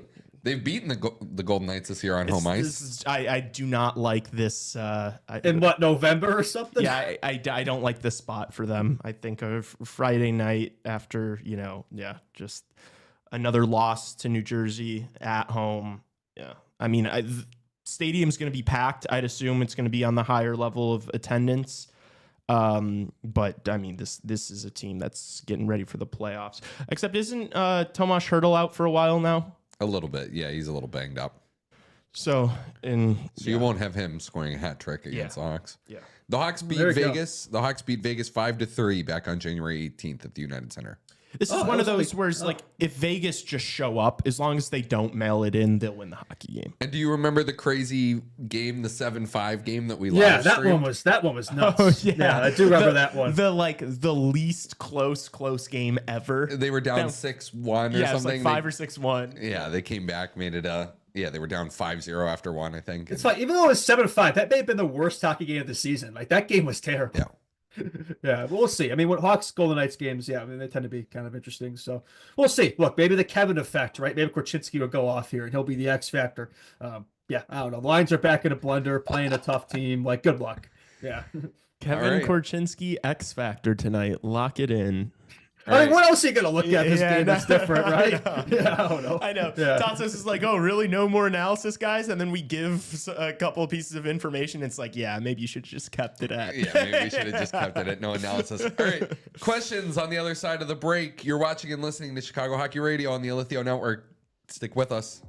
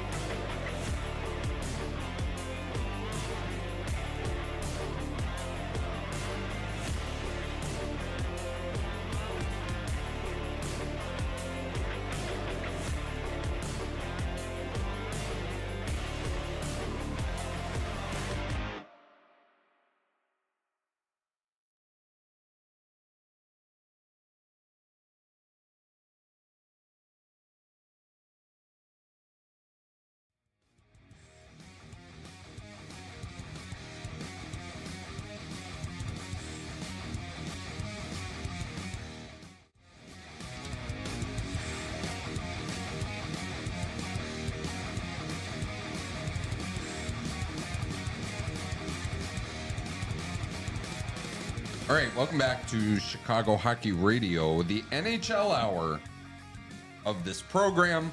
Remember to subscribe to this YouTube channel if this is your first time watching or listening to us.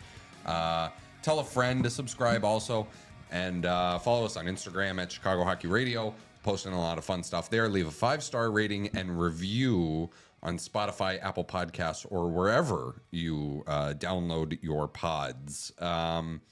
We are going to start with questions, so this will be a little bit of a Hawks flavor to the top of the NHL hour here.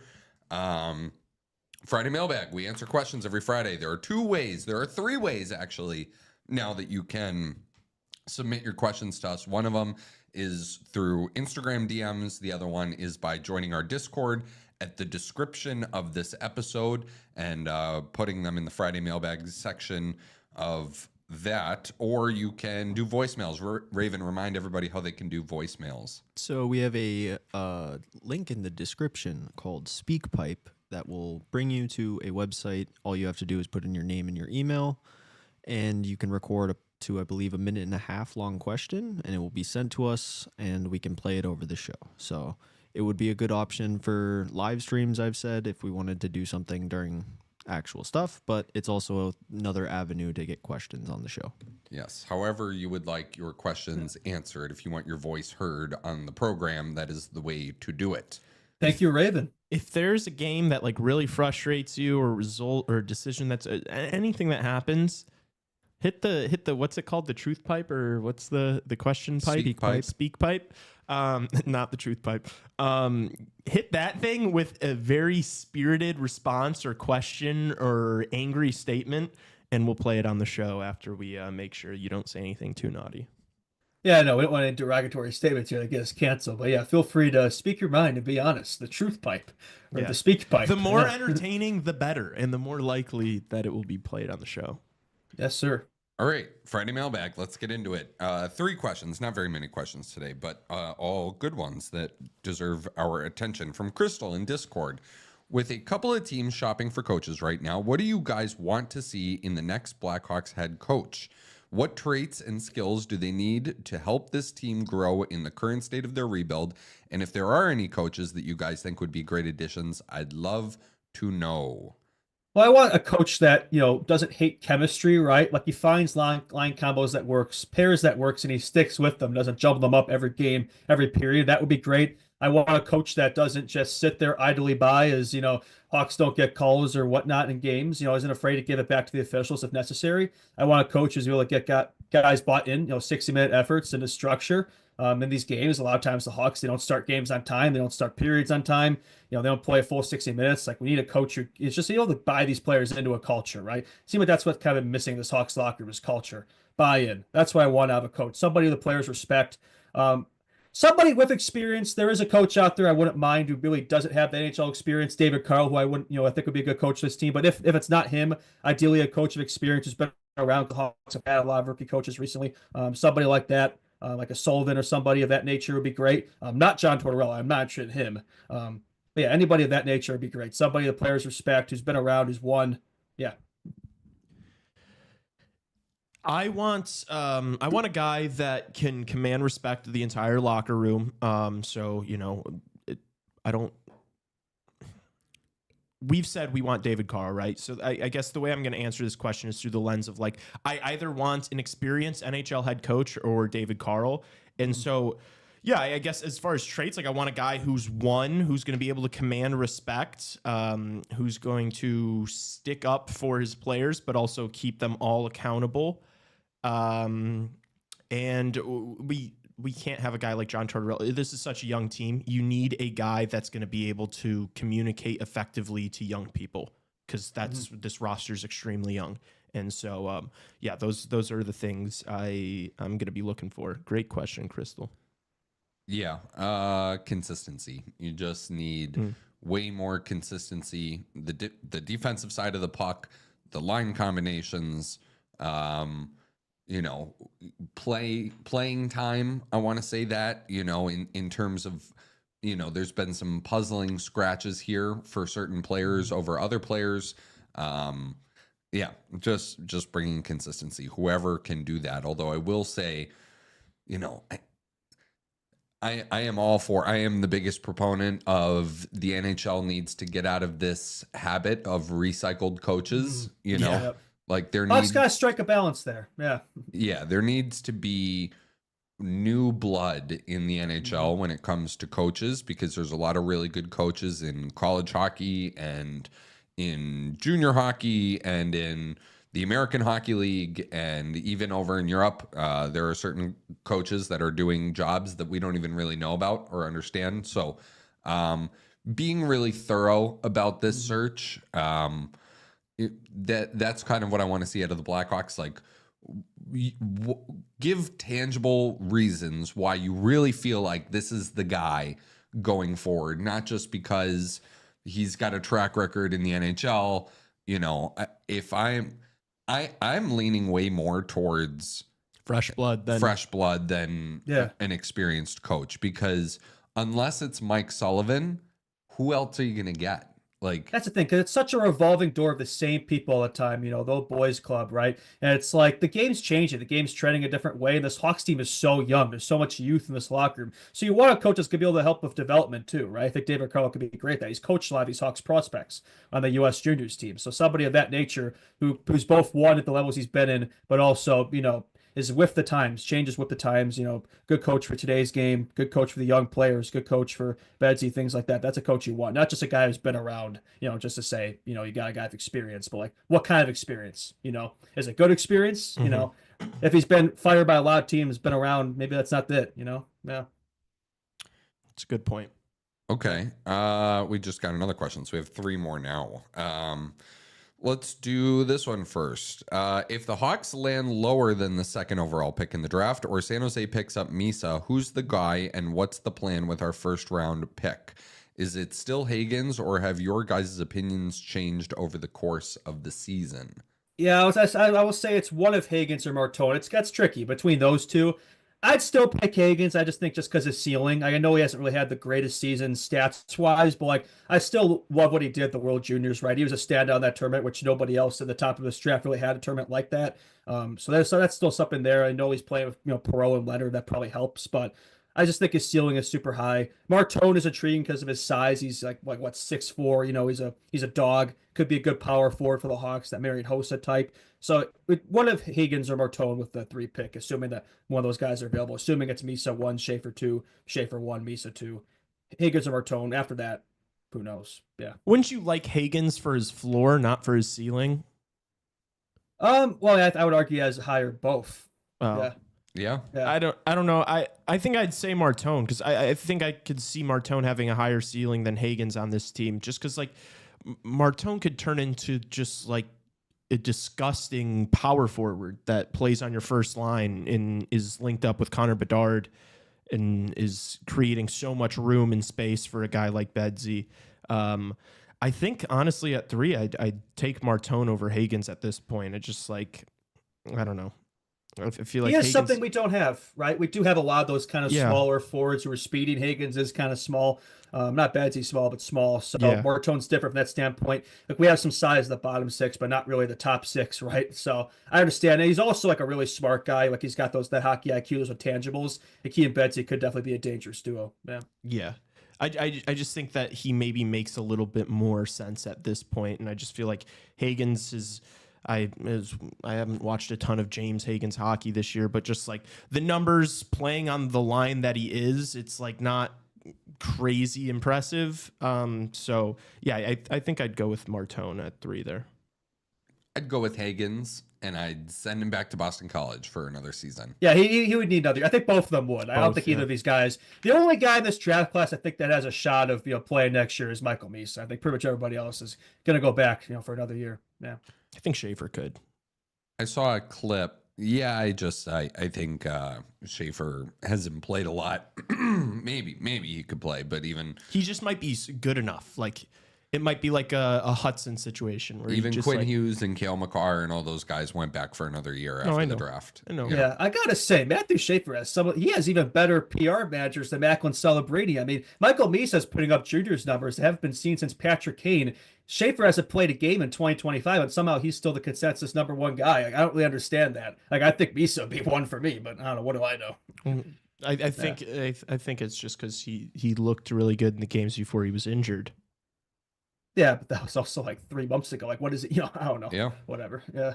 I Like, heard Misa's been playing so well. Like, I don't. Yeah. I heard Craig Button talking to Jay Onray over at TSN yesterday, I think, or it may have been 2 days ago because I saw the clip yesterday, of saying 2 things. One, that he would not be surprised if Michael Misa supplants Matthew Schaefer for the first overall pick, and that 2, there is a very real possibility that although Misa is not physically ready for the National Hockey League quite yet, that he could see him playing in the NHL based off of his wits and, that he's really smart and gifted. So that could be maybe what puts him into the National Hockey League sooner rather than later. Yeah, I also, is that about like how there's a chance that he like might not be playing with BU? Because he's not committed. It's because like that was going around Twitter yesterday. Was that like he wants to play in the NHL? I think next season, and so I think if the Hawks get him, like it's going to be completely dependent on the team that drafts him. But like if the Blackhawks take Misa, he should play next year on the Blackhawks. Yeah, I'd be shocked if he didn't. Like, if it was the Sharks, maybe go back another year. But this Hawk situation here, like, you'd slot him right away, probably first, second line, either first line the wing with Bedsy or second line center. Like, I'd be surprised if he went back in there. I don't really think he needs it. Like, I think he's ready. Yeah, at least the It's most like, ready amongst this draft class. Yeah. And just like this Blackhawks team is already a development team. Like this is an AHL team. Like yeah. So he'd slot in perfectly here, especially if we had a coach like a David Carl, for instance. Yeah. Mm-hmm. Yeah. Okay, piggybacking off the prospect talk, and then we have a fun question before I have to bounce for a meeting, but Lee and Justin will hold down the fort the rest of the NHL hour. But this one's kind of an interesting question. From Kian, I hope I'm pronouncing your name right. Hello, I saw a post recently showing all the teams left in the Sweet 16, March Madness, and where each of their starting 5 originally went to college.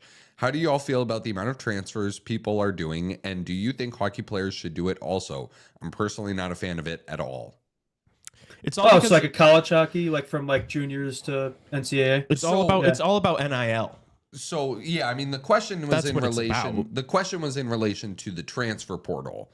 But I think with hockey now, there is, because there's no junior basketball, there's no junior football, you know what I mean? Like junior hockey is a very niche sort of thing that a lot of people don't really get, because they don't have that age group of 16 to 20 in other sports, where a lot of kids playing not major junior but junior A hockey, like you're playing 2 years outside of high school in the hopes to get a college scholarship, whether it's Division I or Division III, depending on the level of junior hockey you play at, right? So being thrown into all of this discussion, and there's a report here that I'll get to in a second, but it's not just the transfer portal in college hockey. Like I was watching the Ohio State BU game yesterday. Boston University had a transfer from Northeastern, which is another school in Boston that, they have a rivalry together. And, Ohio State had another transfer from Northeastern. And yeah, there's just a lot of it is happening in college hockey. It's not quite the same, right? With the talent pool, but yeah, it's definitely a thing. Like it is definitely a thing. And adding to that is going to be, the CHL players that are coming over. There is a report today from Aaron Portsline, who covers the Columbus Blue Jackets for The Athletic, that Caden Lindstrom, who was picked 3rd overall. MSU. Yeah, that he's going to be going to Michigan State next year, leaving the Medicine Hat Tigers to go to Michigan State, which is a really interesting thing. This is a guy who hasn't played since April 5th of last year. So it's been almost a year. It's been almost a year that this kid hasn't played hockey because of back surgery. And college hockey, they play half the amount of games, 34 versus 68 in the but it's regular against season. men, right? Yeah, but it's against men. But, the focus is the focus in the CHL is on games, and the focus in the NCAA is on practice, the weight room, those kinds of things. So I do think that the transfer portal is going to become a much more talked about thing in hockey. I don't think it's ever going to be to the lengths of football and basketball, only because the NIL money isn't as extreme, like the transfer portal guys that you're going to see in hockey are guys that are on the older side of things, that are like 23, 24, because you play 2 years of junior hockey, you can be a 20-year-old freshman in college hockey. So, you're a 23-year-old junior, you're a 24-year-old senior, your team's starting to get some younger players. You don't really see a spot for yourself in the lineup. You're going to start transferring, maybe, if you're a Michigan State player and you're getting a third or fourth or fifth overall pick and Caden Lindstrom joining the squad, that's going to push you out of the lineup a little bit. But it's not really so much about the NIL in hockey for me. It's more about opportunity. I don't know what you guys really think about that, but that's, kind of my take on it. I feel like I'm, pretty well versed in it, but it is changing. Like it is the Wild West out there, certainly. Yeah, to answer the question, I don't hate it at all. I think it provides opportunity. I think it's exciting, right? I think it's fun to watch these guys in junior hockey like transfer over to college, right? And it's a thing in all sports, maybe less of a thing in hockey, but it's becoming more of a thing. I think it's fun. I can understand from that perspective why you wouldn't like it. It's like there's something to be said about loyalty, to your team, right? In juniors or whatever. So, going overseas there, not overseas, but to the US, college hockey, I can understand be kind of frustrating for some fans of those franchises, but I don't hate it. I think it's fun to watch and provide something different, I guess, to look for. Yeah. As far as like the other sports go, like the NIL thing, the transfer portal, it all favors, and there's been a lot of pushback, for college hoops and college football, because it's turning into like the rich get richer, and it's pay to play, and it benefits the top teams and the top schools, and I think that's a problem in college football and college basketball more than it is in hockey. And I think in college hockey, it's actually going to be beneficial. I think in a world where it's like the top 15, 16 teams in college hockey are just all juggernauts, I think that's good for college hockey. And so I think like all the bad parts about it for the other sports are actually also good things for college hockey. So I just like, hopefully the level can just continue to get higher and higher. And then like in a few years, it's like the NCAA Frozen Four is like a massive thing. Cause it's like, this is basically the World Juniors, like all the best young players are here. I think that would be a very good and big thing for US hockey and like youth and junior hockey in general. I think the potential's there too, because there's so much more talent to go around in hockey, right? There's not those same alternatives that exist in junior hockey with those other sports. So I think, I don't think it's really going to hurt that side of it too much either, right? And I think, making college hockey, even better, more exciting. I think it's great, going to do wonders for the game. So, yeah, I think overall more positives than negatives. Well, I wouldn't say that there's more talent in hockey. I wouldn't say that. Like, there's more people playing basketball and football, but like on this stage, I guess. Yeah. Like it's not like there's like a WHL, OHL, Q version. I mean, maybe there is. I just haven't heard about it in basketball. It's like it's a college or bust. I don't know. No, it is. It is. Yeah. Football too. Yeah. It's going to be really interesting to me to like. I think that Caden Lindstrom going to Michigan State is way bigger than and there were reports also from Portsline that he was considering Ohio State because that is obviously closer to the Blue Jackets. They would have had more close eyes monitoring his development. But yeah, I think if Michael Misa goes to Boston University, if Gavin McKenna goes to Michigan, these are all potentially really big moves that are going to inject some life into the college hockey scene. I was watching the hockey yesterday. It's really good hockey. It is. It is really good hockey. And I should say, 4 more games on the go round today. Bentley versus Boston College. Bentley's NCAA Frozen Four tournament debut happening in just a few minutes here. Also have Providence versus Denver, UConn versus Quinnipiac, and then the nightcap, Maine versus Penn State. That should be a really, really good one. And then the finals for each of these pods that these tournament teams are in happening tomorrow and Sunday. So a full weekend of not just NHL hockey heading into the stretch run, but college hockey as well. Okay. Who needs March Madness when you have college hockey? Last question, and then I got to go. So I'm going to ask the question and then probably step out of here. Thanks to everybody for this whole week. From myself, hopefully these two knuckleheads can carry it on, talking about some John Tortorella and the like here. Okay, let's pretend that Chicago didn't have an NHL team. If you had the opportunity to start a franchise in the city from scratch, how would you brand the team? What would be your mascot and colors? What would you build your front office? Or would you build your front office with established hockey minds or hire an IG meme page to steer the ship? Yeah, I agree with that last part. I just run everything, right? I take charge here. And I would just do the Men in Black scene where it's like I would just do everything the Hawks have done and pretend that there was my creation. So, yeah, I think that would be the plan there. All right. So, well, what would you name the team? What would the colors be like? Chicago Blackhawks, but there's a space. Really? Yeah. We haven't really talked about that a lot. Maybe that's a time for when I can stick around for the conversation. Historical discussion, yeah. Yeah, and like, should they go back to it? Yeah.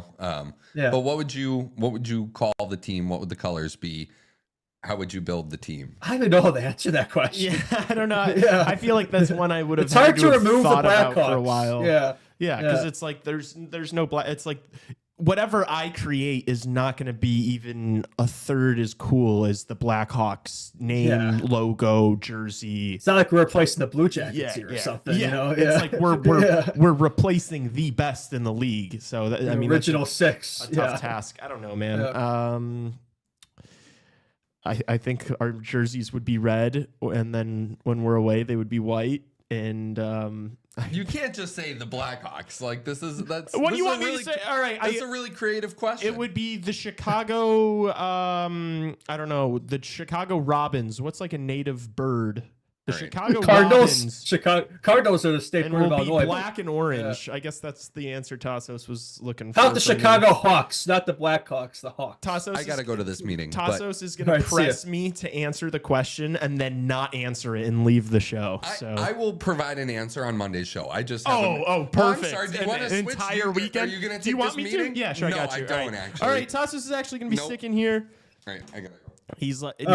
Great. So I came up with the Chicago Robins in that the colors are going to be black and orange, and that's going to be slandered. Tassos is going to spend an entire weekend on ChatGPT figuring out a good team name, color, and logo, and is going to present it to Chat as a 5-page PowerPoint presentation on Monday, and then everyone's going to be like Tassos W. Yeah, everybody's always glazing Tassos like he's the puck door amongst these three. Like he must be paying these people or something. Yeah. Yeah. Dude, Tassos says a take, and then the way he backs it up is just like calling me an idiot, basically. And then everyone's like, oh, yeah, very, very wise, very wise. That sounds about right.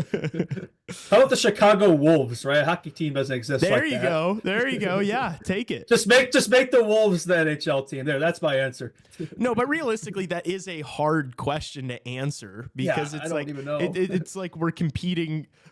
Whatever your answer is, it realistically is competing with the Chicago Blackhawks. Exactly. I'd have to think. It's not really a question I could answer on the fly. Like I'd have to think. Maybe we could come back to that on Monday. Like I'd have to think about that more. I couldn't just answer that like right now. Yeah. Yeah. Maybe we'll no have foresight. To make our PowerPoint presentations. All right, bro. Where shall we start? Do we want to talk about Torts getting canned in Philly? I know that, the season has gone poorly for them, and he had some comments. Was it after the Maple Leafs game that he was like, That's right. And so, yeah, it's like, I guess that's probably what pushed them to fire him now. Although, like, I don't think he was going to be returning next year if he didn't say those comments, right? Yeah, it feels like he was done anyway. Like, it does seem kind of strange their perspective because like there's 10 games left this season. Like, why not just let him finish the season and then find a new coach in the offseason? They got Bradshaw there as the interim, but like for 10 games, like it's so rare to see that type of change now, like this late in the season. Like it's already lost. Like, so I just don't really see really what they gain from this. But I guess after you make those types of comments, he kind of I joked about it in the Hawks hour, but he did kind of fire himself where it's like he said something along the lines of like, yeah, I'm not interested in like learning how to coach this type of season or something. You can look up the exact it was pretty much like exactly like it was pretty much exactly that. So it's like after a coach makes comments, that's kind of him signaling like I don't want to. I don't think he was interested. Like I think Torts, if anything, he kind of like wanted to resign. So they're like, no, you can't do that. So we're just gonna fire you. I don't think he was interested in coaching that team anymore. Like we said this with Torts too. It's like the Flyers they're just not the right team for him. He needs to be coaching a team that's contending, a team with a lot of veterans, right? That's the type of team that Torts needs to be coaching. He's not a rebuilding coach. It's like he's got more games out of this Flyers team, more wins out than they probably should get. But it's like, what has it done for him? Like they should be in the lottery race. They should be tanking right now. They should be tanking for McKenna next year if they're smart because they're not a playoff team, right? They need a few more pieces there. Right? They got Michkov, but they need a few more like core pieces there, and Torts isn't going to get you there. So I think just what he's done with Michkov too, he scratched him multiple times. And first game without him, he nearly scores his first career hat trick. I think he had 2 goals last night, so he'll be playing much more confidence. And that's what you want to see out of him. So Torts just not the right coach for this Flyers team. Yeah, to answer that question. Yeah. And like I know it's kind of easy to like dunk on Torts, I guess you could say, just because like everyone knows that he is a perception around the league, and like a lot of guys don't like him, although some guys do absolutely love Tortorella. Like that's a thing. It's just like to defend him like this far in his career. To be fair, like would you want to be coaching this Philadelphia Flyers team after he's what do you gain out of this if you're a Torts perspective? Like the hire always seems strange to me. Like the timing wasn't right. Like it's just not like he should be coaching a cup level team, which I think he can. Like I think I actually think he's a great coach. It just got to be for the right squad, and the Flyers just aren't. There was never a fit. It never felt like a fit. He's entertaining too. He's great for sound bites and all that stuff. His press conferences are always entertaining. So pray for whatever media person has to deal with him next. Because I don't think he's done. I'm sure he'll get another squad gig there. He's a guy who's teams always commissioning John Tortorella, right? So, but yeah, I guess we can maybe get into we got into a little bit, but like what teams could be in the market for a coach that would be interested in Tortorella? Because I'd be surprised if this was it for him. I don't know about you. Yeah. Yeah, I don't know. I was listening to 32 Thoughts today, and Elliot was kind of just saying how he feels as though there's a chance maybe this is the last time he coaches in the league, but he thinks there will definitely be teams that are considering him. Well, hopefully we're not among them. Yeah. Yeah, no, look, you got to assume KD has a pulse, and if you have a pulse, this is the worst, especially after John Tortorella literally, as you just mentioned, just quit this Philadelphia Flyers team. The Chicago Blackhawks are maybe one of 2 teams that are worse for John Tortorella to coach right now than the Philadelphia Flyers. Not the right team for him. That would be a disaster. And it's like, I can imagine him scratching Betsy and just me absolutely losing my mind. So I don't even want to entertain that possibility. Hell no.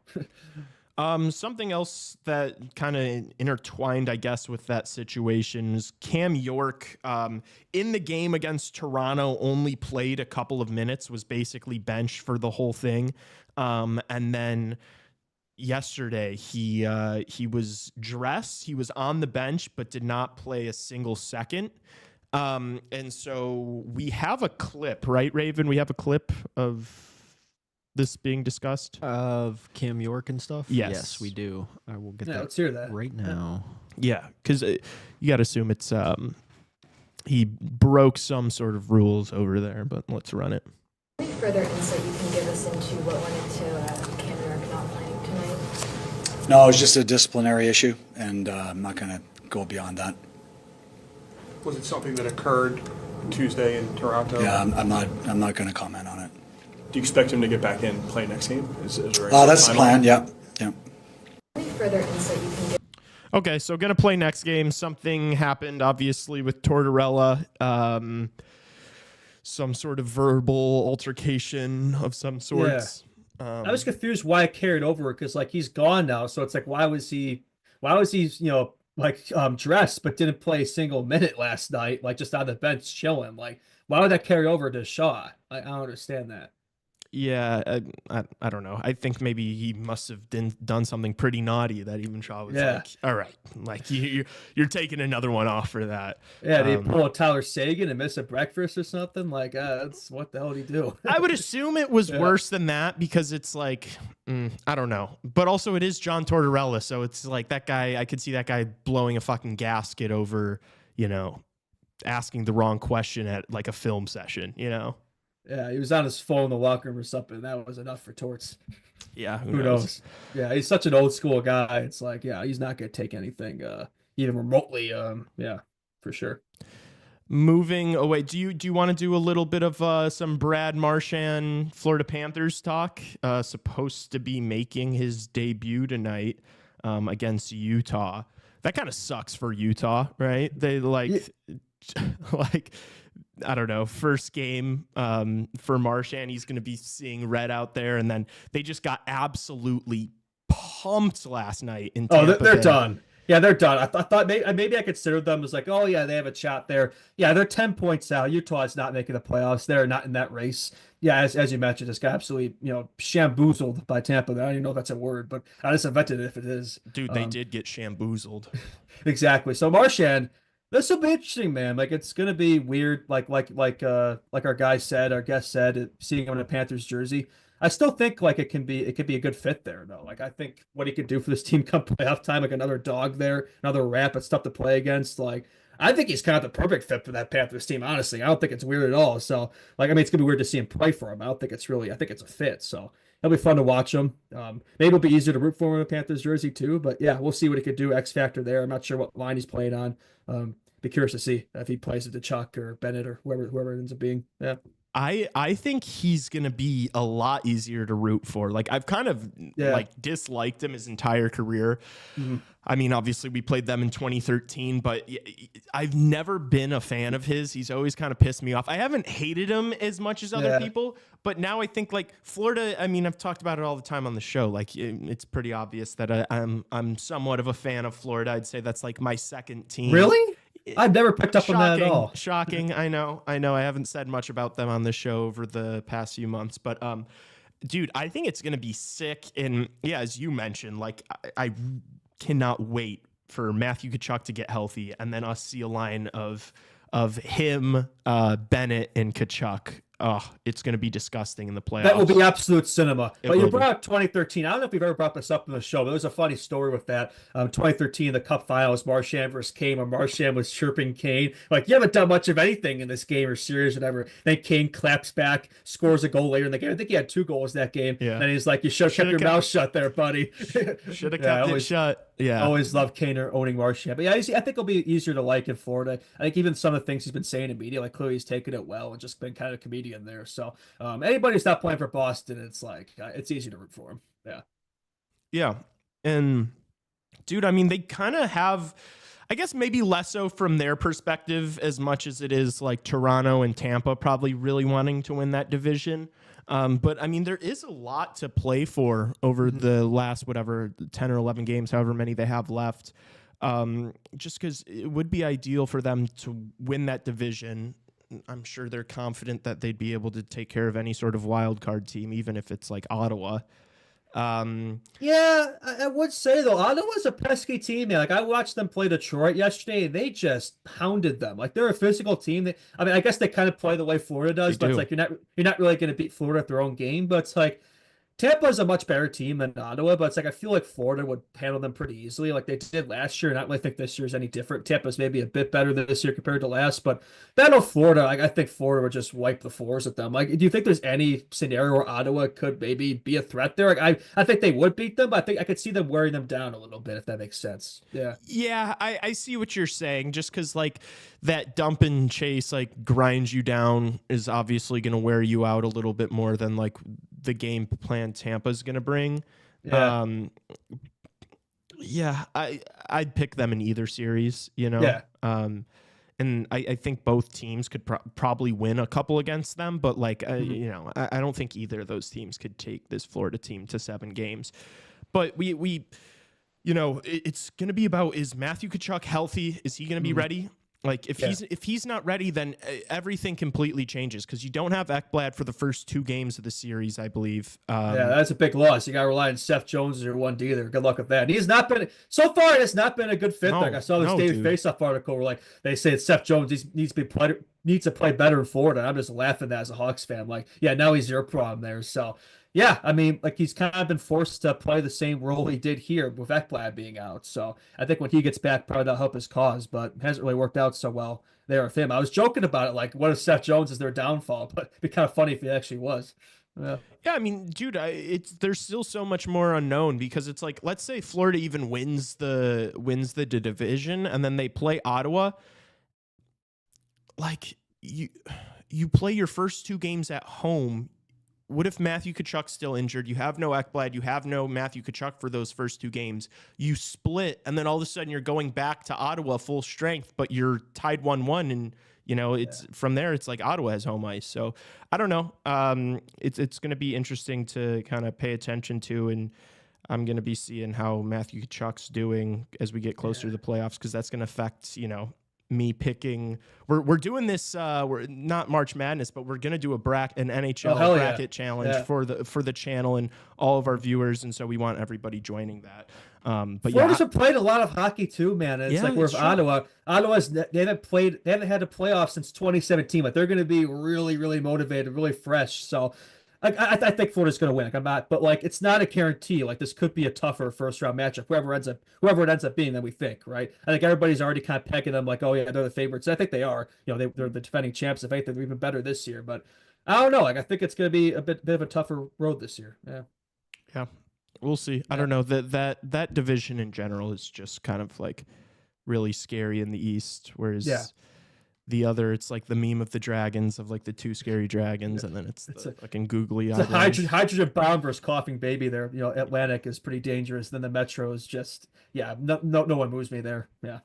Absolutely. Sidney Crosby sets record with 20 consecutive point per game seasons. That's unreal. Insanity. That's insanity. It took me a second to read that because I'm not very good at reading. Shocker. Not a big reader. You're dyslexic over there. Yeah, I can't read or spell very well. It's been a problem my whole life. Not much of an education person over there. No, I was an education person. I just struggled. That's all right. I'm not talking to you. Thanks for I'm a reader. I love reading. If Tassos was here, he would have been like, yeah, buddy, we fucking know. Well, Tassos gone. Somebody's got to slander you over there. So now I'm Tassos. Those are some small shoes to fill. A little subtle jab there for Tassos. That's good. That's pretty crazy, man. 20 consecutive years, and he's done that in some seasons where scoring has been way down, and there've probably been any players that put up point per game seasons, like especially like the 2010s, kind of the middle portion of his career. So the fact that he's done that for 20 consecutive years as a teenager, as a 36, 38-year-old, however old he is now, and he's still playing probably some of the best hockey of his career right now. He's quietly having an insane season on an absolutely terrible Penguins team. So he's been putting up over point per game seasons the entire lifespan of Connor Bedard. So yeah, pretty incredible what he's done. Glazing Crosby. I feel like we're glazing LeBron, and Crosby's like the LeBron of the NHL, where it's just like, glaze, but it's warranted. Yeah. And dude, it just, I feel bad for him. I know we've kind of done like Crosby talk on this show before, and like kind of overshadowed by Ovechkin this year. a little bit. I think the Four Nations was good for it. The Four Nations was just an entire Sidney Crosby glaze fest. The entire like a wake time. Up. If anybody forgotten, like he's still on the top of his game. If you haven't noticed, I'm not even talking about that. Like, he's. I don't know, man. It was just like the whole tournament. It was just guys on Team Canada getting interviewed and being like, "Oh my gosh, that's Jesus Christ. That's the best person I've ever seen in my life." They literally called him like a god. Yeah, it's like, dude, it's like, I don't know. It's from an American who like I've never been a Sidney Crosby fan. Like I grew up in Chicago. I didn't play hockey. I'm an American kid. Like, why would I have ever really loved Sidney Crosby? You know, it's like that was like a guy that was getting compared to the guys on the team I supported. So like, I never really had a reason to really truly support Sidney Crosby. I feel like you're probably the same way, right? Like, I would say before, yes, I would say that's changed a little bit. Like I've grown to appreciate him more as time's gone on. No, fair like enough. I used to, he annoyed me a lot during the 2010s because I feel like he always overshadowed Kane Tays, and that pissed me off. Yeah. But it's like now it's like I look back on it, it's like, dude, we gotta appreciate this guy. Like you can make the argument. You can honestly make the argument he's a GOAT. I'm not saying he is the GOAT, but the argument is there. I just think the modern game is just, way tougher. The competition's way starker. The talent's way better now. Where it's like what he's doing now, you could argue is more impressive than what Gretzky was doing back in the day. It is insane that it's 20 years in a row of him doing the same thing over and over again and just being that good for that long. I don't know. It's a little ridiculous. He's disgusting, and like, I don't know. I don't want to. They lost last night 3-7 to the Buffalo Sabres. It's like, dude, it just like hurts my heart. Like if I was a Penguins fan, I would want him to leave. I'd be like, dude, like, we love you. We appreciate you. We know you're loyal. Don't do this to yourself. Just like play the last couple years on a contender. Go try to win another Stanley Cup. Like, don't do this to yourself. Yeah, I think for me, it's like I'd like to see him play for a contender and go for one last cup because he's not going to win anything else if he stays at Pittsburgh, which it looks like he is. But it's like another part of me respects that too, the fact that he's just sticking loyal to this franchise for 2 decades. Like it says a lot about his character, and he just seems like a really humble guy. Like it's not really about him. He's taken pay cuts throughout his career, so just the more I learn about Crosby, like the more I respect him. So. Yeah, like it's bittersweet, but like at the same time, like to see him play for the same franchise, it's also like, oh, we could have had that. But at the same time, I think we probably appreciate, being able to move on and like, give them a chance to win elsewhere. But yeah, it's tough. His former teammate Marc-Andre Fleury in the Wild beat the Capitals last night, but then the Capitals captain Alexander Ovechkin pulled his team back out on the ice to shake hands with Fleury. Really cool moment. Those guys have battled their entire careers realistically against each other. That Pens Caps rivalry was crazy during the 2010s, and I don't know, cool moment for Ovi to like, especially after a loss, to be like, hey guys, get back out here. Really cool to see, right? Yeah, really classy guy there. No, for sure.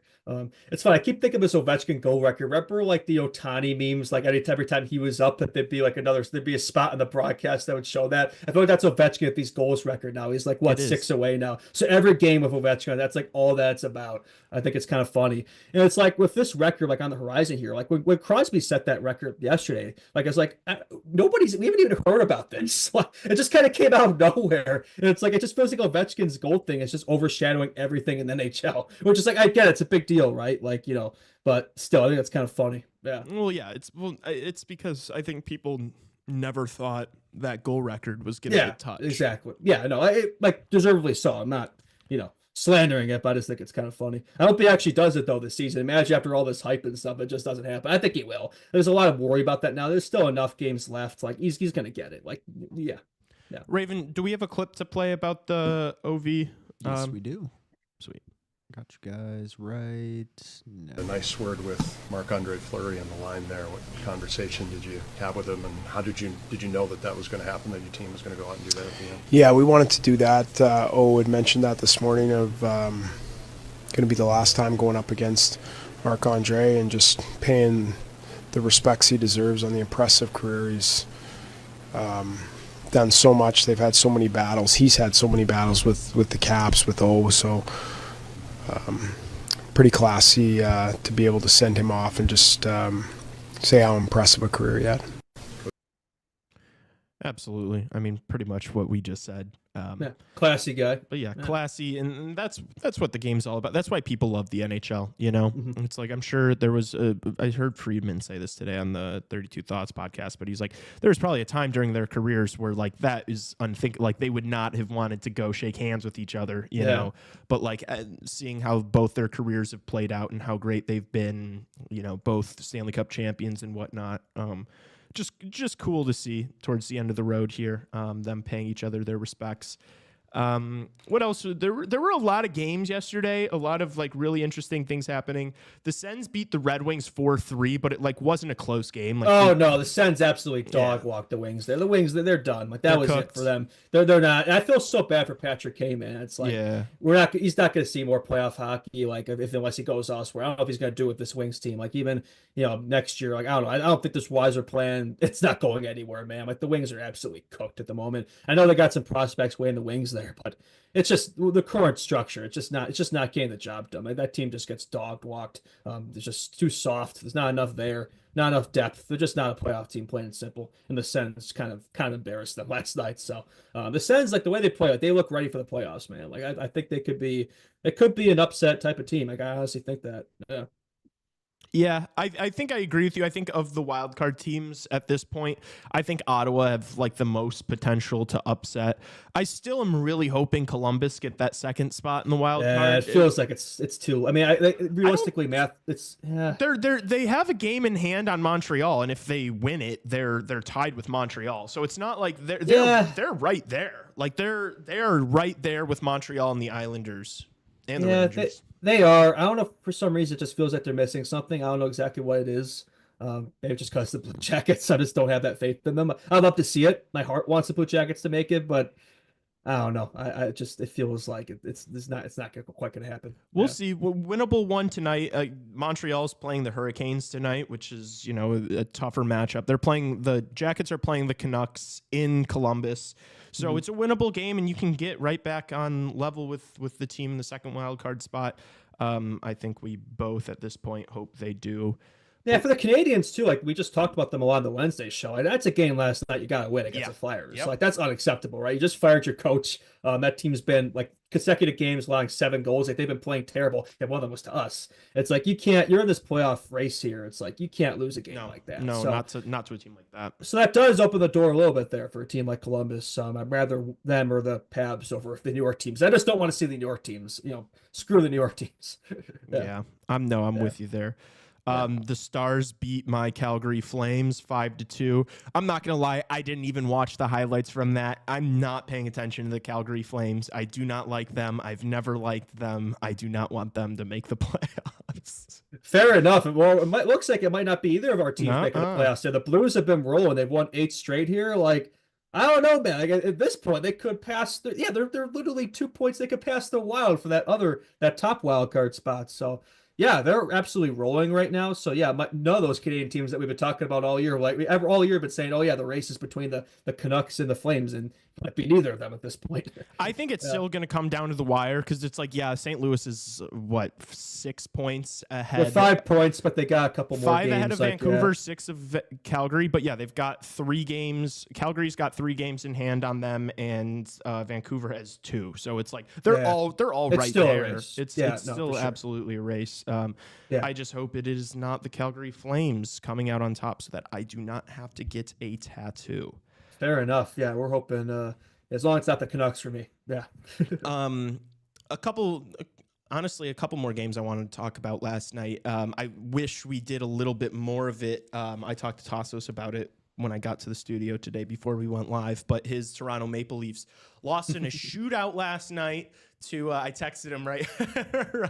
They were down 5. It was a crazy game. If you guys did not watch the game, go watch the highlights. The Maple Leaf Sharks are game. the kings of blowing leads, man. Dude, so the Sharks were up 5-3 with a minute left, and Toronto pulled their goalie, and Tavares put one in the back of the net on a redirection, and then Nylander had a sweet snipe to make it all level at 5 goals with just like 20 seconds left or whatever it was. But when they were down 5-3, I texted in the group chat. I was like Leafs losing to the 2032 Stanley Cup favorite, just to cheer Tassos a little bit. And then of course they fucking come back right after I texted that, and I'm like, shit. Every time you say something in that group chat, the opposite ends up happening. I know they end up winning the game, but my goodness, I looked at that right away and like, oh, it's not a coincidence, right? You got 5-3, down 5-3 there. You just happened, or up 5-3, just happened to blow the lead. But they did seal the deal though in that shootout.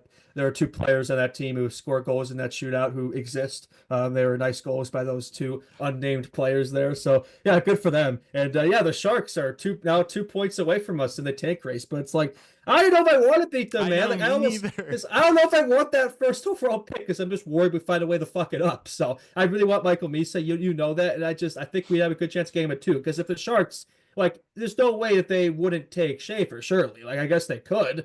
But they need him, man. That defense needs him. So we'll see. I know we've talked about this a lot in the show, but it's kind of hard not to think about every time it comes up. But for the Maple Leafs, man, it's like not a good sign losing to a team like that in the fashion you did. I know you attempted to come back there, but it's like, I think if our hopes of signing Mitch Marner rely on another first-round playoff exit, I think we're in good hands there. I know we're not going to be the only team in them, but man, the Leafs just they don't move me at all. To be fair to the Leafs, though, they were all over. That overtime was one of the best. I think maybe the best overtime I think I've watched this year, even though there wasn't even a goal in it. It was a lot of back and forth, though. It was most of the action was coming from the Leafs. Georgiev was honestly stood on his head, which is crazy to say, even though he let up 5 goals. It was a crazy overtime period, and they went for it at least, but they just couldn't score. And then, yeah, dude, Celebrini and Smith just those guys. Yeah, those guys. The players I know. I'm sorry. I was supposed to keep them unnamed for your sake, but yeah, those. I mean, they both had disgusting moves. They were nice goals. They were nice goals. Filthy, and it just made me think, like, damn, it's like, you know what that reminded me of? Kane Tays in the shootout back in the day. Yeah, dude. And really... it feels like they have I see a lot of Kane Tays vibes with those two. Like, I'm not going to lie. The NHL has clearly been noticing that and taking advantage of it. They've been marketing the hell out of those two guys. Like, you know, it's like, it seems like they have cameras on them at all times. Like when they're having sleepovers with each other, somehow they know about it. So yeah, they clearly got, you know, chemistry there. Good for them. I look at that as like, man, Michael Misa can't get here soon enough because Bedsy needs his wingman, and like that's gonna blow the doors off of that. So, but we gotta get there first. Absolutely. And Walker, to answer your question in chat, yes, we did talk about the Lightning absolutely stomping Utah and how now they are officially cooked. Because they also have Florida tonight with Brad Marchand coming back. Good luck. Have fun with that. Yeah, Good that'll luck. be another shout out to the game. club. Yeah. The Avalanche shut out the Kings 4-0 yesterday. Dude, if it weren't for their brutal path to the cup, I'd be saying that they're my favorite. I think I like them more than Dallas right now. I just feel like every time I see them, they're just so good. I think Natchez looks amazing there. They've got so much more depth now after the trade deadline, bringing in the guys that they did. That is a serious contender. It's just they have such a hard path to the Stanley Cup final. That's going to be such a good playoff series, man. That's probably going to be the best first round matchup there. Like, I'm not going to lie, I kind of hope Colorado takes it because I just think it'd be really funny after all this hype around Dallas and the Rantanen situation. I think it'd just be hilarious if Colorado, you know, beat them the first round. Because it feels like every year Dallas gets so hyped up in the playoffs. Like they're like the Hurricanes of the Western Conference, right? They're always like a step behind in terms of making it to the final, win the cup. So I think it'd be really funny if Colorado eliminated them in the first round. I think it'd go either way. Like, honestly, I think both teams are pretty even at the moment.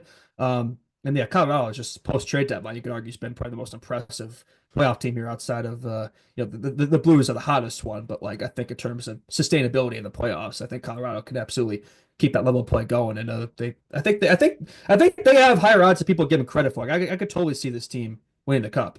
Yeah, dude. Like just like talent, and I feel like their depth now is gotten to a point where you can trust them to go out there and eat up minutes and not be a detriment and even produce a little bit, and then just be out there for enough time to where you can get McKinnon, Natchez, Makar out there to like go and score for you when you need to. It's just been so impressive how Natchez is just so seamlessly fit in. Like, that doesn't always happen, right? Yeah. Looking at the Stars, like Rantanen hasn't been looking too good there. I think he had a better game last night, but it hasn't really been a seamless fit for him for a couple teams. But so if Colorado, man, the fact that you can lose a guy like that and still come out of it looking even better, it just goes to show how smoothly things are going with them right now. Yeah, and they need Nichushkin to be available for them. Yeah, he's such an X factor. Because I mean, talk about a power forward. That guy is an absolute horse out there. They look completely different when he's playing. Yeah, and also, dude, like in the playoffs too. It's like you need that. That's like the most important X Factor Yeah, player. yeah. Every team needs somebody like that. Yeah, that is a for sure. series-winning X Factor type player. 100%. Lehkonen too is a dog, so yeah. I mean, they are as good as anyone. And yeah, I kind of agree with you. Like, I think I want them to beat Dallas at this point because I just think a Western Conference Finals of Avalanche Oilers would be perfect. Would be I'd love to see a perfect rematch for the there. league. Yes. Just McDavid versus McKinnon, like both of them firing. Oh my gosh, that would be electric. The league would lose its mind. I think Gary Bettman might have sent some messages to some referees after hearing this CHR podcast and be like, he's right. We need to make this happen. Write that down. Write that down. Yeah, no. These guys have to have somebody whose sole job is just to listen to people like us and just like jot down some notes and things like that. I'm convinced of the Hawks organization somebody like that exists because I feel like a lot of times when I complain about something the next day, it's like that thing happens. I'm giving myself way too much credit here, but anyway. Yeah. You are the B-Hawks memes is the thought leader in the Chicago Blackhawks sphere. Maybe I'm not calling the shots behind the scenes. I'm like what's that meme of what's that thing you call where it's like they're controlling the guys? It's like that's like me. like a puppet? Like a puppet, yeah. Like I'm like the guy who's behind the scenes controlling this Hawks team, You're the getting what I want. mastermind. Exactly. You're like, no, Kyle David. Now we will have an entire every shift episode of Kyle Davidson getting a heart surgery. Yeah, that was all me. Yeah, no, I'm blazing myself right now. This No, is dude, something. maybe I think that's the goal. That's where we want to get with Yes, the show. yeah. We want That's where we want to that. get to that. Yes, Yeah, yes. we're not there yet. Like I Yes. doubt anybody. They might not even know we exist, but like, yeah, we'll get to that point. Yeah, I think I would go. I think I would go out on a limb and say they probably don't know we exist. somebody knows we exist. Yeah, I would think so. They know I exist. I'm sure. That's so funny. Yeah. All right. What else? That's kind of like the games I wanted to talk about yesterday. Yeah. We kind of did the Frozen 4 thing already.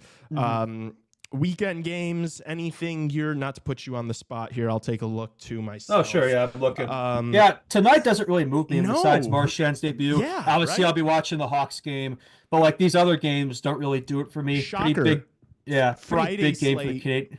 Friday Oh, sorry. slate being disappointing. You know. Yeah, that's been a theme all season, right? I mean, for the Canadians, that's a difficult matchup there. You got to win all these games like Hurricanes. Yeah, good luck with that. That'll be a tough one. Yeah. Canucks, Blue Jackets. I mean, for Canucks, that's a big game. Well, I mean, for both these teams, it's a big game. So I guess that one's kind of one to watch. Yeah. Devils, Jets. Yeah, Rangers, Tucks, whatever. I don't know. That really moved me. Saturday we got Blues Avalanche, which is like two of the hottest teams in the league Yeah, right now. that's a good one. That'll be one. exciting Yeah. to watch. Where is this in Colorado or is this in it's in Colorado. So Okay. Yeah. They're both 8-1-1 their last 10. There you go. Yeah. Damn. They're literally the hottest teams in the league, like you Yeah. said. Yeah. Colorado are minus 200 favorites though. Huh. I feel it could be closer, but yeah, but fair enough. They are just such a wagon right now. Oh, yeah. We got Flames Oilers on Saturday. Yeah, Battle of Alberta is always good. No There you matter go. how the teams are. Yeah, that'll always be fun. Yeah.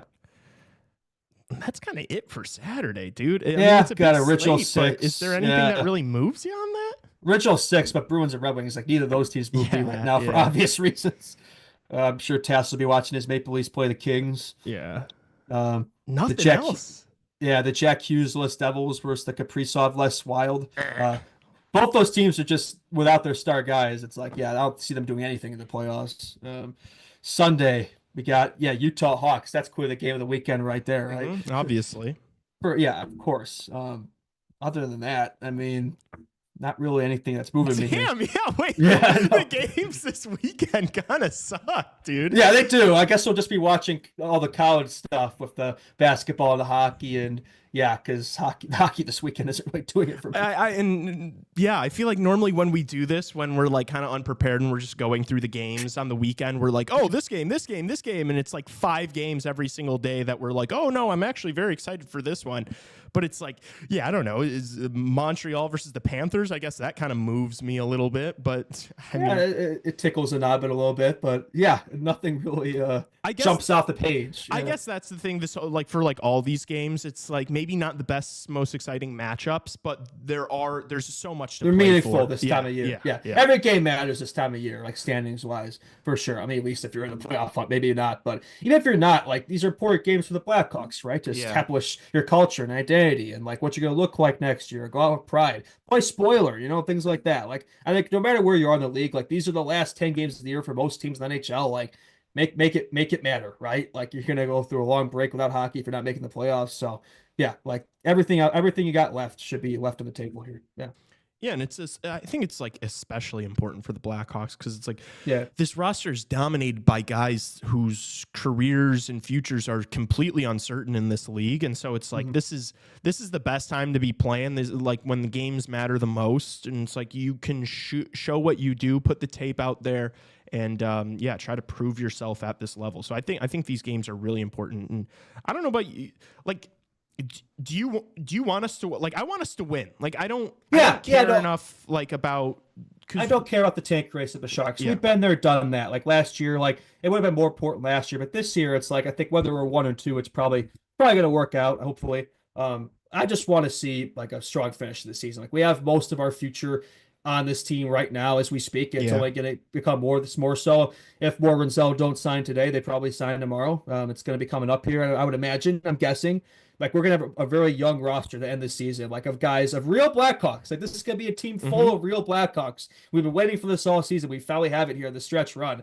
I want to see good hockey. I want to see this team build. I want to see establishing chemistry, camaraderie. That's what I want to see. I care more about winning, playing good hockey than a tank race right now. It's like it is what it is. Like we're so far away. Like we're stuck at 31st, 32nd. Like we're not going to catch whoever it is. The Predators are like 10 points ahead of us. Like that's over. So it's like just play good hockey. There's everything. There's nothing to lose here and everything to play for. So I don't care about finishing 32nd versus 31st. Like just win some games. Like these establishing morale right now matters so much more to me. Yeah. Yeah, and also like we've said how like we don't even necessarily want the first overall pick. Like I think I'd rather the second overall pick, have the decision made for us. And so the only nice thing about, I guess, finishing last is that guarantees bottom 3. Yeah, you can't slide out of the third spot. Yes. Whereas with second, like we stayed at second last year, it's not a guarantee that would happen again. Somebody could jump us. Like there's a big difference between 25.5 versus 13.5 and how it goes with the rest of the picks, right? We want to be top 2. Like top 2 is, and so we're not sliding out of that, so it's fine. Because I think finishing second from the bottom, I don't think you can get lower than the 4th overall pick. Yeah, like worst case scenario. So worst case, we have Porter Martone or James Higgins. So basically, with where we are right now, like we're gonna be in a good position. Like obviously, ideally, we want Misa, but are we cooked if we leave the draft with Higgins or Martone? Absolutely not. No. Like that works. Like if you would have told us that before the season, like we probably wouldn't even thought we'd been in the hunt for those types of players. So I think in the long run, that's gonna be more beneficial to us, for sure. Yeah, absolutely.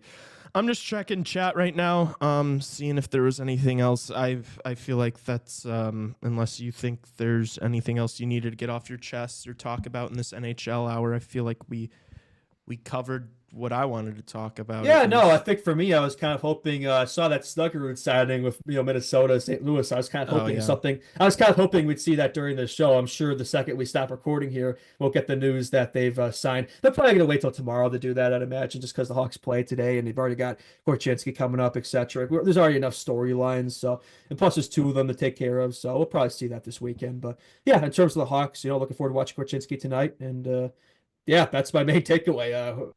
That's really all I got. Who's got the post game? We all doing the post game, or tonight? No, I'm working tonight, so it's going to be you and Sos.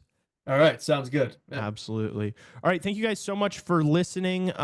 Be sure to follow us on Instagram at Chicago Hockey Radio, TikTok, Twitter. It's all the same. We really appreciate you guys following us on there. Like and give us 5 stars on Apple Podcasts and Spotify. Subscribe to the YouTube channel if you've not yet. Hit the like button. Share with your friends, families, unks, nephews, cousins, sisters, whatever it may be. We really appreciate the support, and we will see you tonight for the post game.